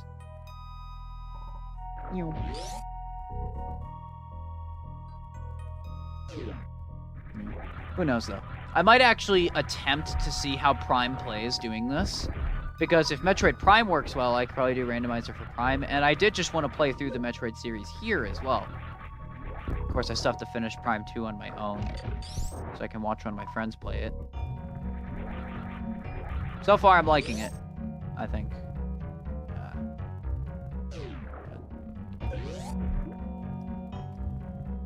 I still have to play through it. I'm willing to bet I'm only like a quarter of the way through Prime 2, if anything. I have like 50% scans, though, so... Oh, then again, if I was paying attention to the item count, I probably would know how much, because I normally go for 100% anyway. Oh yeah, right, space jump. This is one of those areas where I feel like the space jump screws up sometimes. Sometimes in Super Metroid it feels consistent. It's weird though, because like I mentioned how sometimes it's inconsistent, sometimes it just like nopes out. It seems like that happens on a per room basis. Some rooms it seems like the space jump is perfectly fine, and then other rooms it just does not function right. And I'm not sure why that is. But I'm sure someone has analyzed it before, possibly.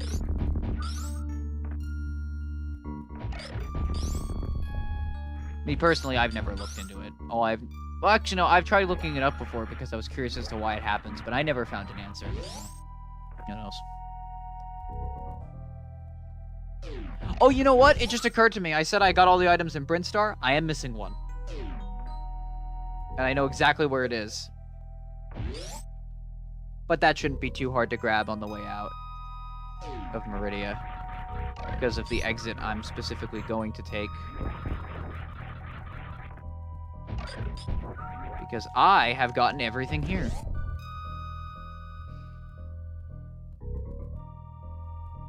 Oh, another ROM hack that might be fun to show is Super Metroid Rotation. I played that, and it was a nightmare. But it was kind of fun. It is just certainly something to have to go through. Having the entire game flipped 90 degrees clockwise is certainly an adventure, put simply.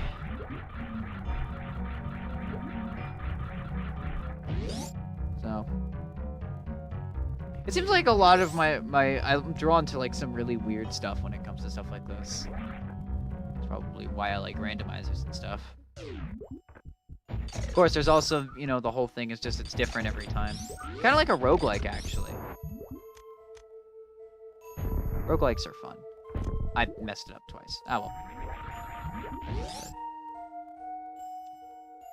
Yeah. Speaking of which, I have to play Dead Cells and Hades at some point. Because I've been told I need to play those, and those are very good games. I've never touched them before, but they look, the little bits I've seen. Oh. Huh.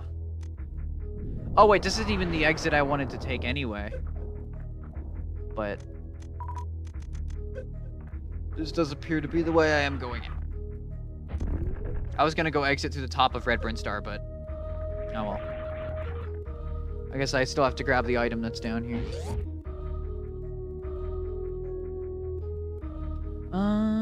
Well, here's the thing. I've never actually played a Zelda game before in my life. I think I played a demo of the NES Zelda, like, once. And, like, a few minutes of Ocarina of Time. But that's about it. That could always be something I do, I guess. Because I've never really touched the Zelda games. I know when I saw Skyward Sword, I wanted to play it, like, years ago. So, who knows? Might be something I get around to.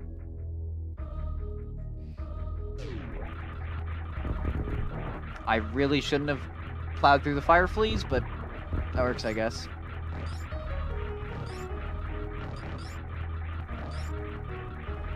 This room is particularly nasty. I've game over in this room a couple times. Especially doing randomizers like this. Okay, that happened. Got stuck in there for a moment.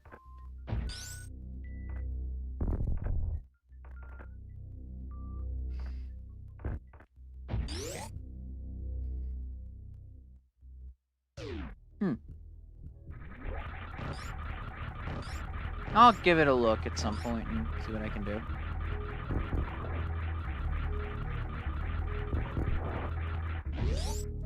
Because I'm pretty sure I probably would enjoy the Zelda games if I managed to get into them. Oh, you can actually see the guy back there. You can see 1 pixel of the thing that was hiding in there. Do I want to go? Yeah, I can grind for stuff down here. Because that should be everything in Brinstar. Completely. I've gotten everything in Kraid's Lair. I've got everything in Meridia. I got everything in Wreckship. So the only place left is Ridley's Hideout and then Turian, so...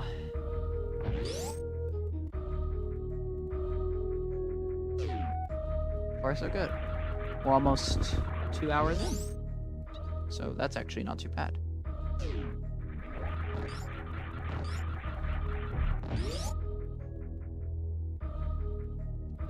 Gonna try and save the animals when I go through. It's the only correct way to do it in my eyes.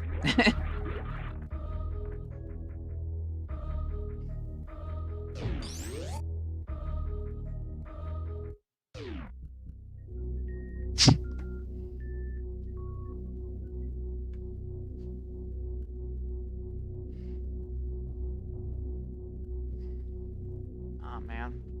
Playing this makes me think about a game I wanted to make as well. That's kind of on hold right now until I figure out how to make it work, but it's kind of cool, like, little things like this. I think Metroidvanias as a genre are very fun to me. I know a lot of people who don't like the Metroid series tend to complain about the backtracking, but honestly, I've never found it to be that much of an issue. But, you know, it's one of those things that comes down to personal preference. Some people like it, some people aren't for it, and that's fine.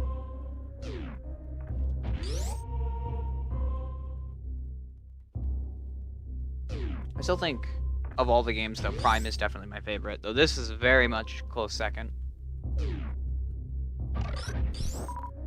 The first Metroid Prime game was so good.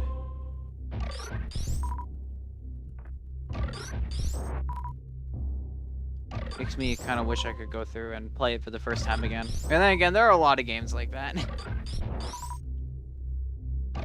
So.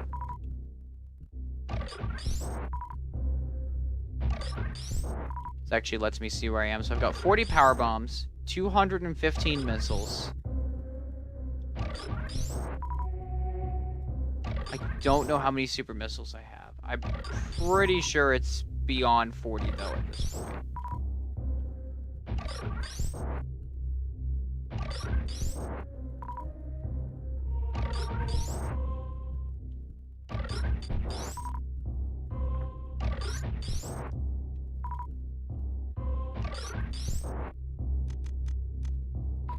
I'm sorry, I'm obsessed with how I can pick up stuff with the grapple wheel.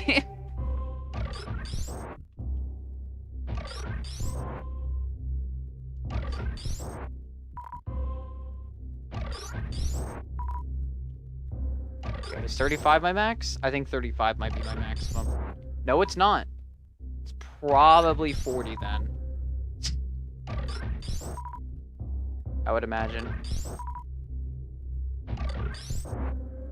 Yeah, I think 40 is it. I'm not getting any more.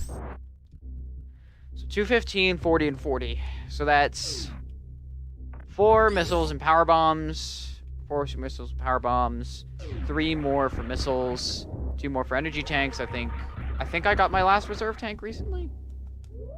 Yes. and one more beam. So that should be good.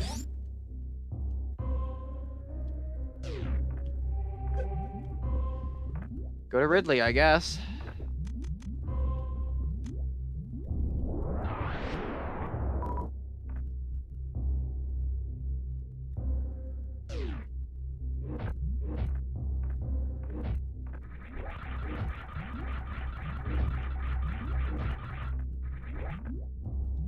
Here.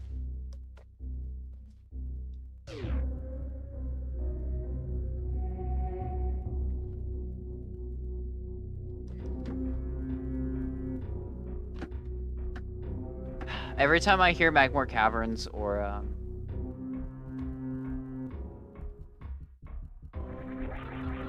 Ridley's like hideout music, I always think of Nintendo Capri Sun singing along to this. I haven't watched him in a decent while. He's pretty funny though. At least for my stupid sense of humor that I have.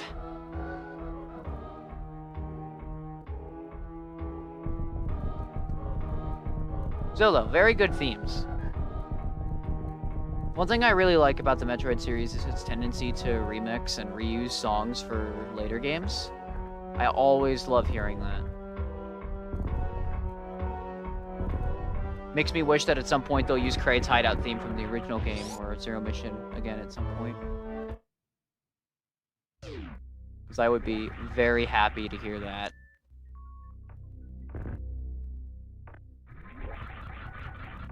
Hello, Golden Chorizo.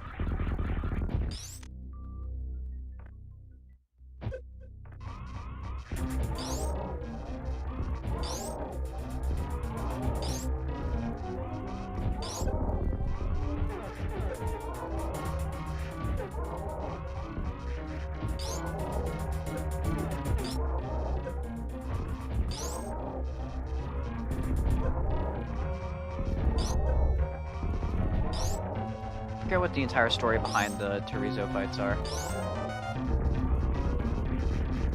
Man, he went down quicker than I expected him to.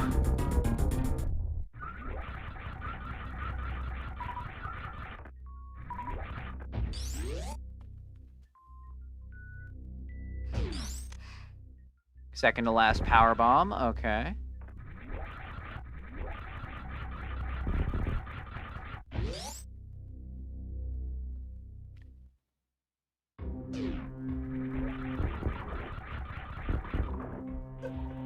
Oh, forgot.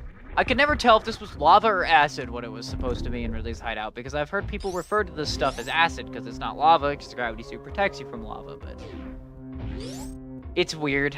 I've never been able to fully understand the distinction in the Metroid games. I've just assumed that this is a different kind of lava that's much hotter. But I could be entirely wrong.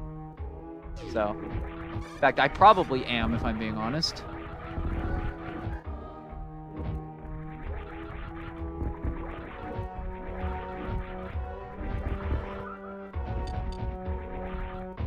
Up here.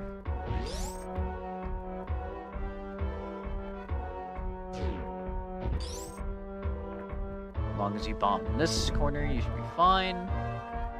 There's our second to last energy tank.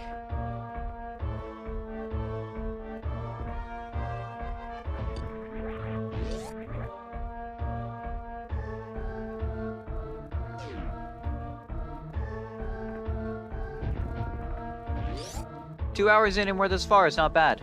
Our in-game time is probably much lower, because as far as I am aware, Super Metroid doesn't count times where the player doesn't have control. So if you have the pause menu up, or if you're going through doors or saving and stuff, that doesn't count towards the in-game time.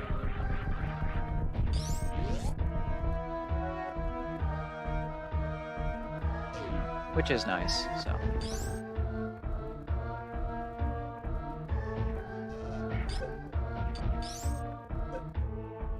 You know, the fastest time that I've seen for Super Metroid to be beaten was, I want to say, like 11 minutes.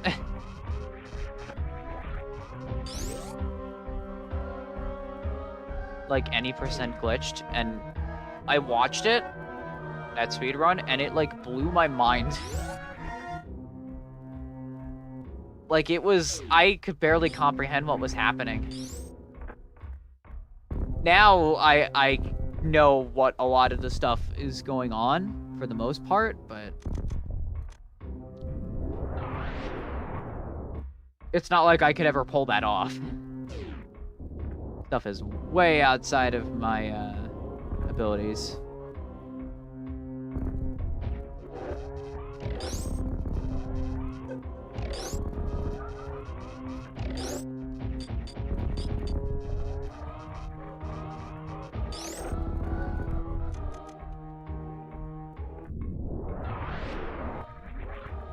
Okay, last power bomb. Wonder if I can show something silly here. With these platforms, oddly enough, if you morph ball right as you hit them, you just go straight through them. And I'm not sure how that happened, but it's an odd little fact for you.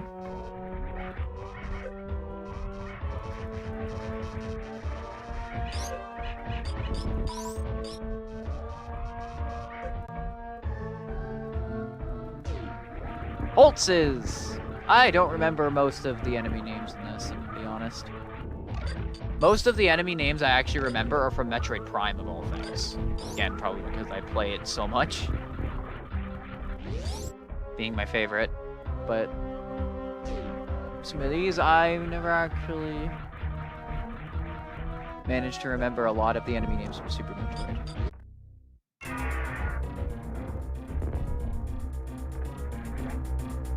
I didn't manage to defeat him on series. He just barely got away. So he's gonna have his max health here.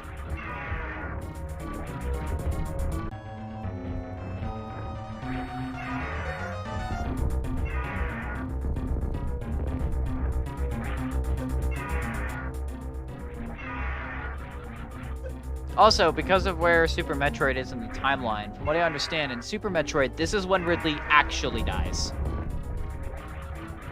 Like, this is the final time you see him, in terms of timeline order.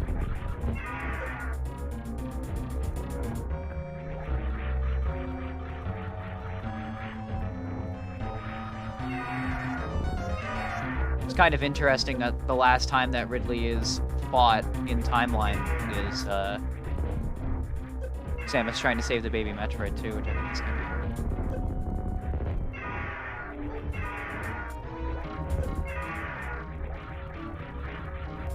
Super Metroid's a very good game. Oh, shoot. Also, here's an odd fact about Ridley. You can damage him with regular-ass bombs. Did I just kill him with one? I think I might have actually just killed Ridley with one of the regular bombs. Wow. I wasn't expecting that. Last energy tank. Bomb.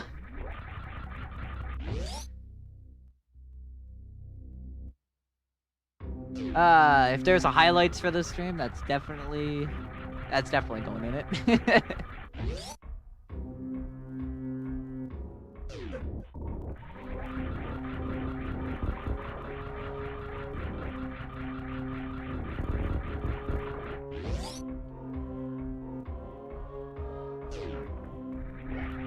Oh, this one is so short that I don't know if it'll appear anywhere. At most, this is going to be 2.5 hours.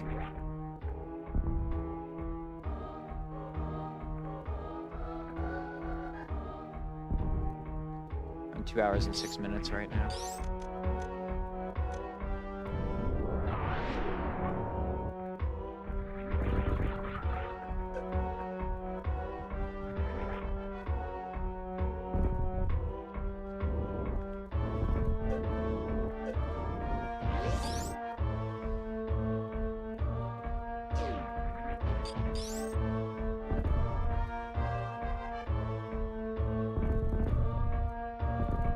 Alright, now we just make our way out of here and then hope I've gotten everything.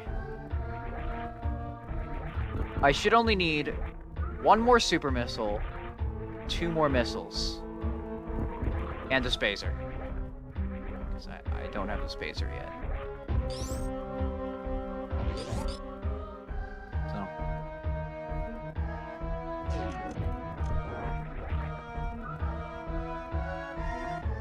But that shouldn't be too hard to get. There we go. Second to last missile.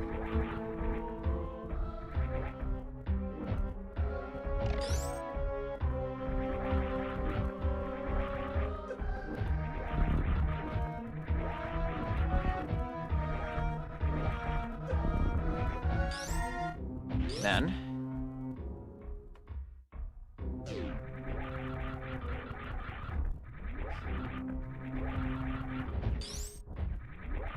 that's our last super missile, so the spacer should be the one item we're about to drop onto.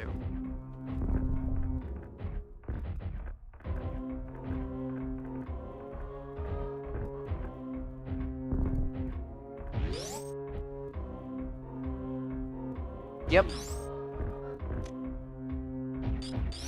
I should swap back to plasma beam.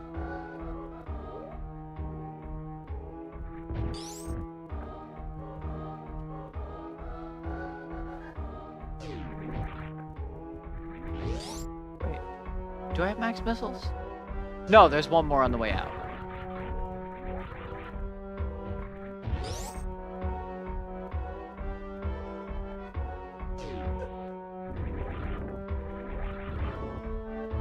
One thing I like about the 2D games like this is being able to look at a map of the entire game. Like a photo map, where they like stitch all the areas together and seeing just how like well everything sticks together. It works really well, actually. And I think it looks really neat being able to see the entire world at once like that.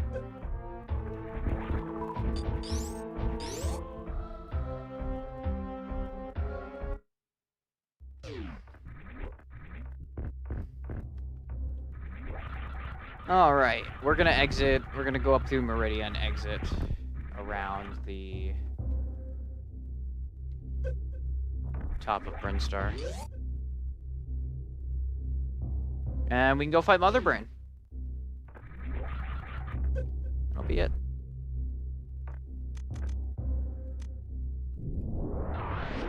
Oh man, another good game I could potentially stream is Super Mario RPG. That is a very good game that I've never played before. I've watched someone play through it years ago now. But Mario RPG is a very good game. So I absolutely want to play through it.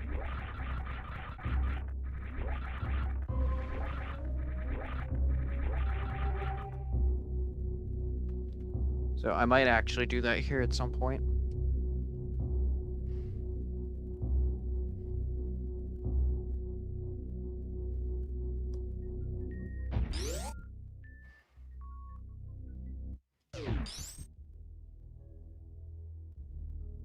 Okay, I'm going to exit up here.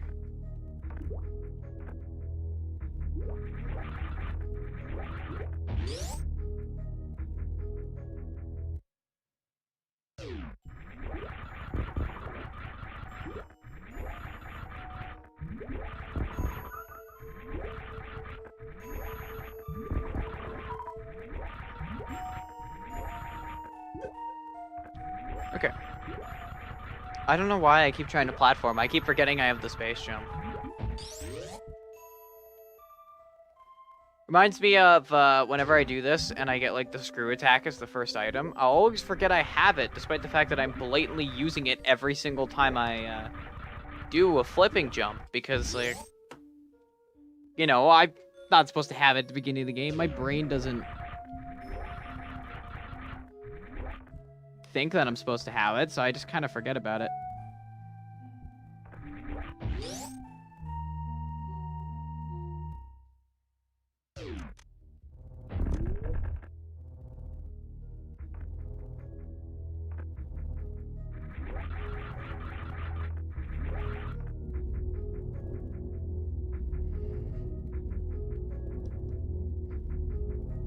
Here I just forgot them.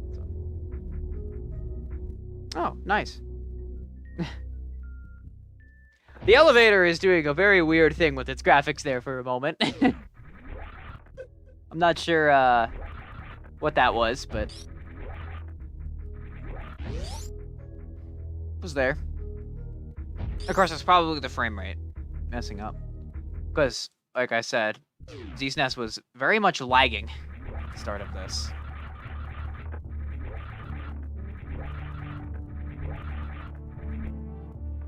And it's still kind of laggy. I don't think it's as noticeable right now. But definitely at the start of this, it was very easy to see. Okay, we have everything in the game. So if I wanted to, what I could do is I could go to that area at the top of the area you shine spark in, the platform area in Turian. No, old Turian. And you could use the space-time beam glitch to manipulate RAM and activate the escape sequence. But we're not going to do that because that's just boring. I mean, admittedly, it's kind of cool. I think game glitches are really neat, but we're going to have an actual mother rate fight for this one. So.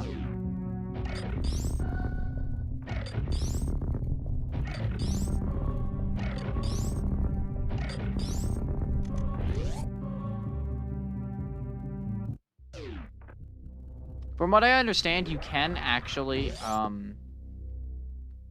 use the space-time beam in here as well. And you can use it to skip this entire statue sequence and then go down the elevator into Turian. And I've done it before, and that's how I figured out about it. But if you do that, you will, like, the game will crash when you go through the areas that don't have doors between rooms, like the doors that you shoot out. And I'm not sure why. Now, do I know if people know about this? No, but I can pretty easily assume that people know that this is a possibility in the speedrunning community.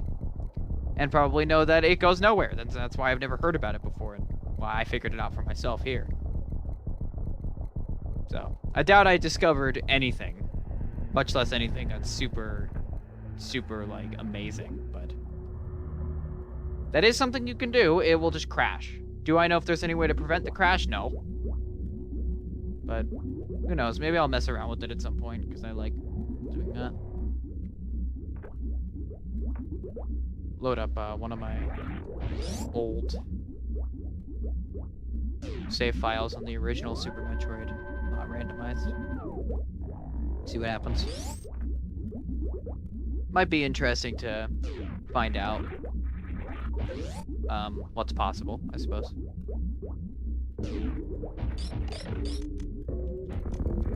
Also, if I'm thinking about this right, I'm fairly certain the Metroids in Super Metroid, like, throughout the entire game, they are the only enemy that stays frozen for a different amount of time than, like, every other enemy. Which is kind of neat.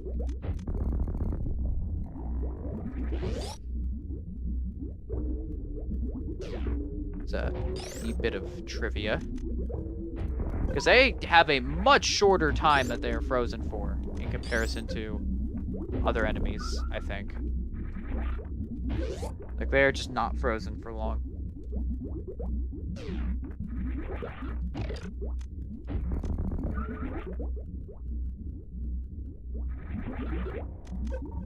Ah! That's not what I wanted. Whoops.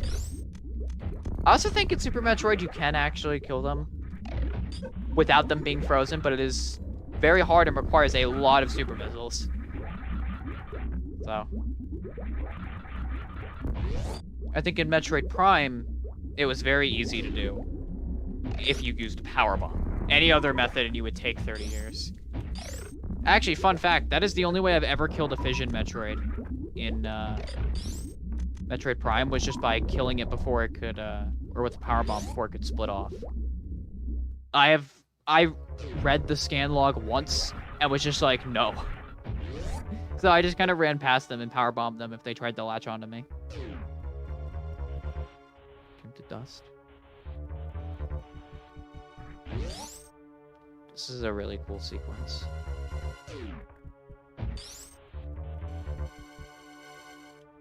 I love the introduction of the baby Metroid again. It's probably one of my favorite things. And also the reason you can't beat this game without taking damage.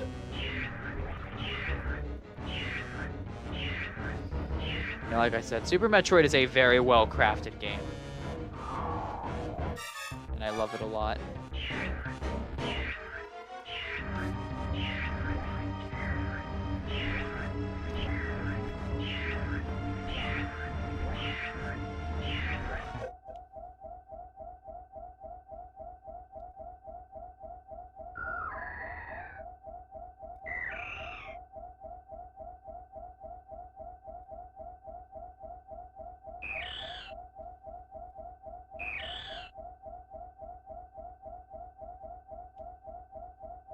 Oh, he just kind of follows me. I thought he tried to run away. I don't know why I remembered that. Oh no, he does. Just only when you get to that side of the room.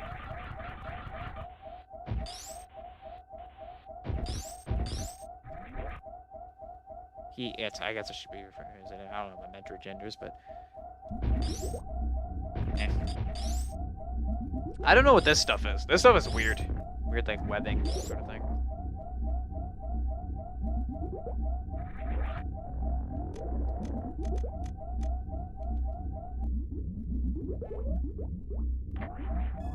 I did it wrong. Full energy. You know what other thing about Super Metroid's weird? The Crystal Flash, right? That only exists in this game. And I'm kind of sad that it does, because it's really cool. And I'm surprised that Nintendo just hasn't put it in any other game. Or any other Metroid game since Super. Like, even the new ones, I'm fairly certain both Samus Returns and Dread don't have it as a concept. So, it's something I'd like to see return, because, like, I don't use it very often. Probably because, you know, I never really get that low on energy, but I think it's still a neat little thing to have. Personally. Another thing I didn't know right away is Zebutite is, I guess I should have figured it given the name, but it's actually an ore, apparently. It's like an organic ore material, which is kind of cool that they've established that.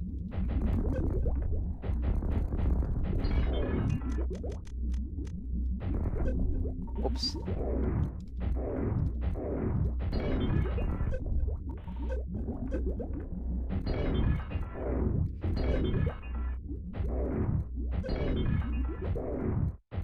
Oh, whoop, there we go.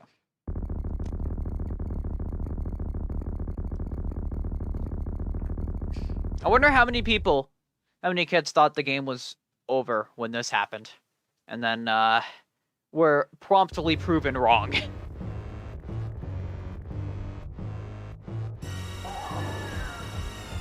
Must have been an interesting experience.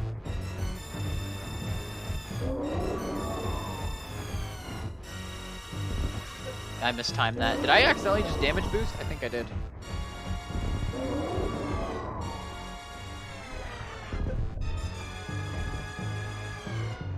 Excuse me, you're a bit close.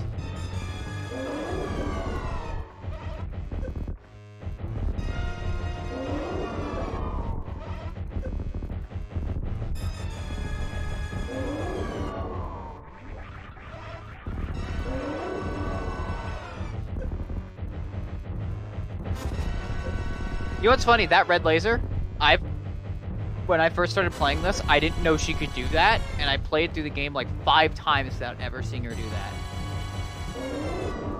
She did it for the first time on like my 6th or 7th playthrough, and I was like, what? That's a thing you can do?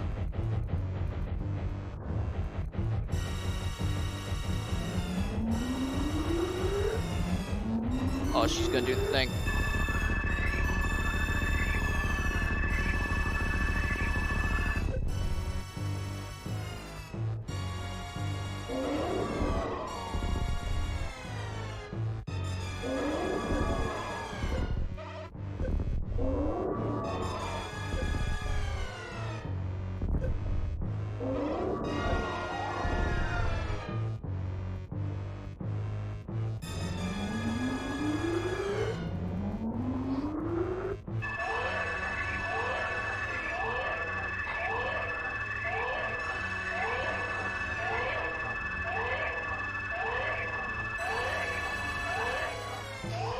I considered doing a Super Metroid race for a while. That would be something I would consider.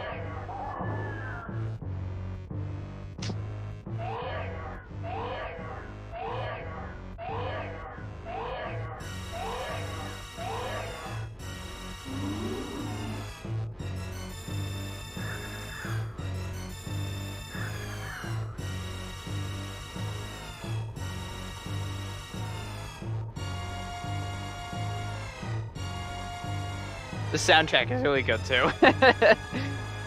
Super Metroid soundtrack was really nice. I'm a sucker for game music. I love so many different game soundtracks.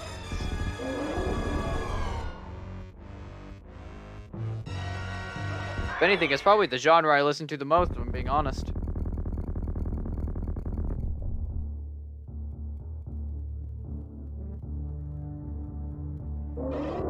But then again, soundtracks for games and stuff just tend to be really freaking good.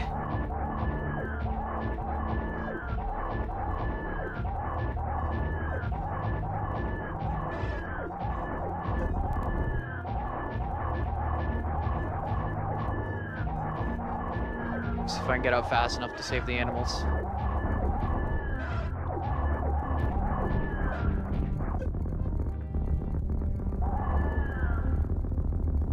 No. Eat Skittles.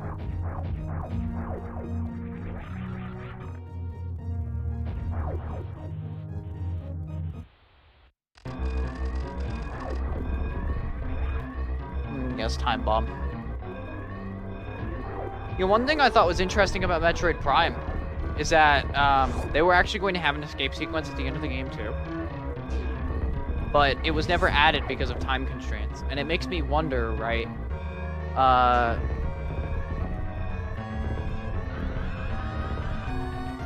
If you, like, what would the escape sequence have been like in Metroid Prime, you know? It makes me wish that, because from what I understand, right, ROM hacking Metroid Prime is not possible. As of current, we don't have tools to, do that. From what I understand. And it's kind of sad, because I imagine if we could, like, do ROM hacks or Metroid Prime aside from having a program that randomizes things, that would be really cool to see, because Metroid Prime ROM hacks could be really, really neat. Like, there's all kinds of stuff you could do there. Oh, I'm supposed to be going this way. Whoops! Yeah. I wonder if someone will, like, when we do get the ability to ROM hack Metroid Prime, I wonder if someone will make a, ah, shoot. I don't know if I'm gonna be able to do this. No, I don't have enough. I can't get speed doing that. I wonder if someone will, make a version of Prime that's basically the same, but it adds an escape sequence at the end. Like, how that was intended before the devs ran out of time on it. I think that would be pretty sick. As it stands, I don't know if there's ever going to be a way anytime soon to ROM hack Metroid Prime, and I'm not sure if many people are very eager and looking into it.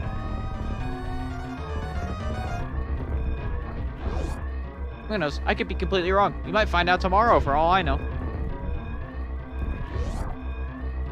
All I know is when we do, I'm definitely going to be playing them.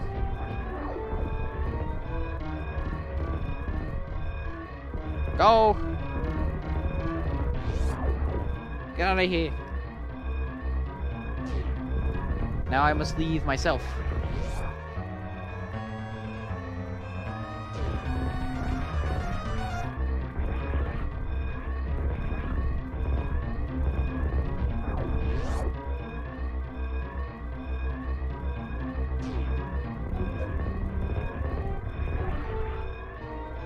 There we go. That's the game.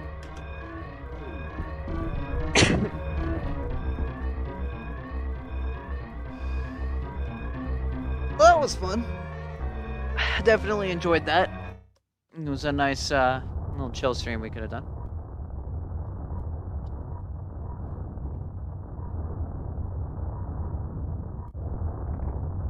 I appear to be about right on my estimate of 2.5 hours, too.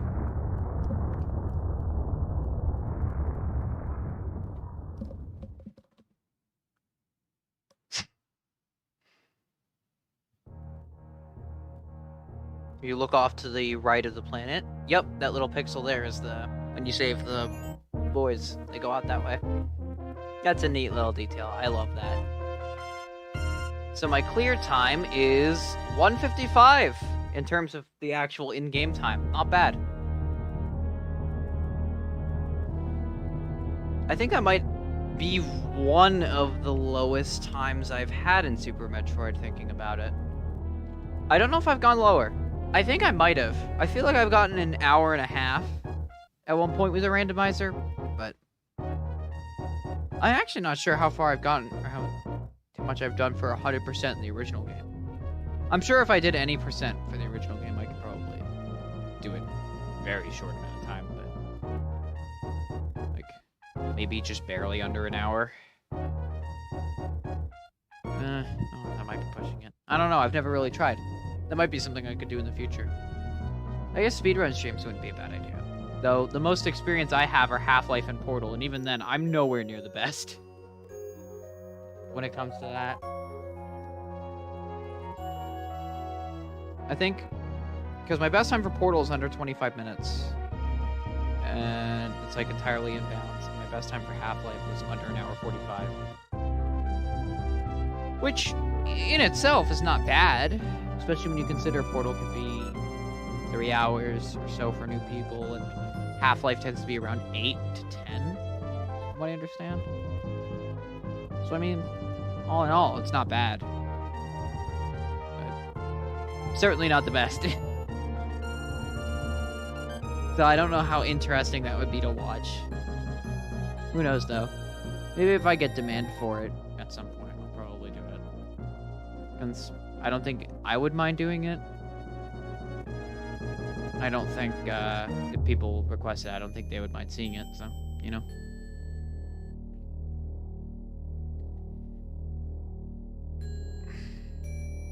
But yeah. This was fun. Good to see the, item percentage screen.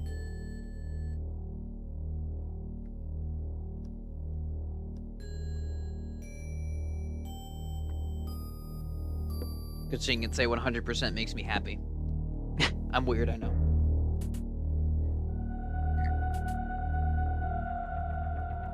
I do like how, one thing I'm gonna say about Prime is in Metroid Prime, what they did was, if you got 100%, it actually extended the ending. And what I think is really cool is that extended ending is what inspired Nintendo to look at Metroid Prime and be like, you gotta make a sequel. Like, it was very, very cool. Could you imagine if that said, like, 99? It's impossible for it to have done it with what I grabbed, but, like, could you imagine? It's that guy saying, let's go, that's class, and then just immediately losing all his happiness right then and there.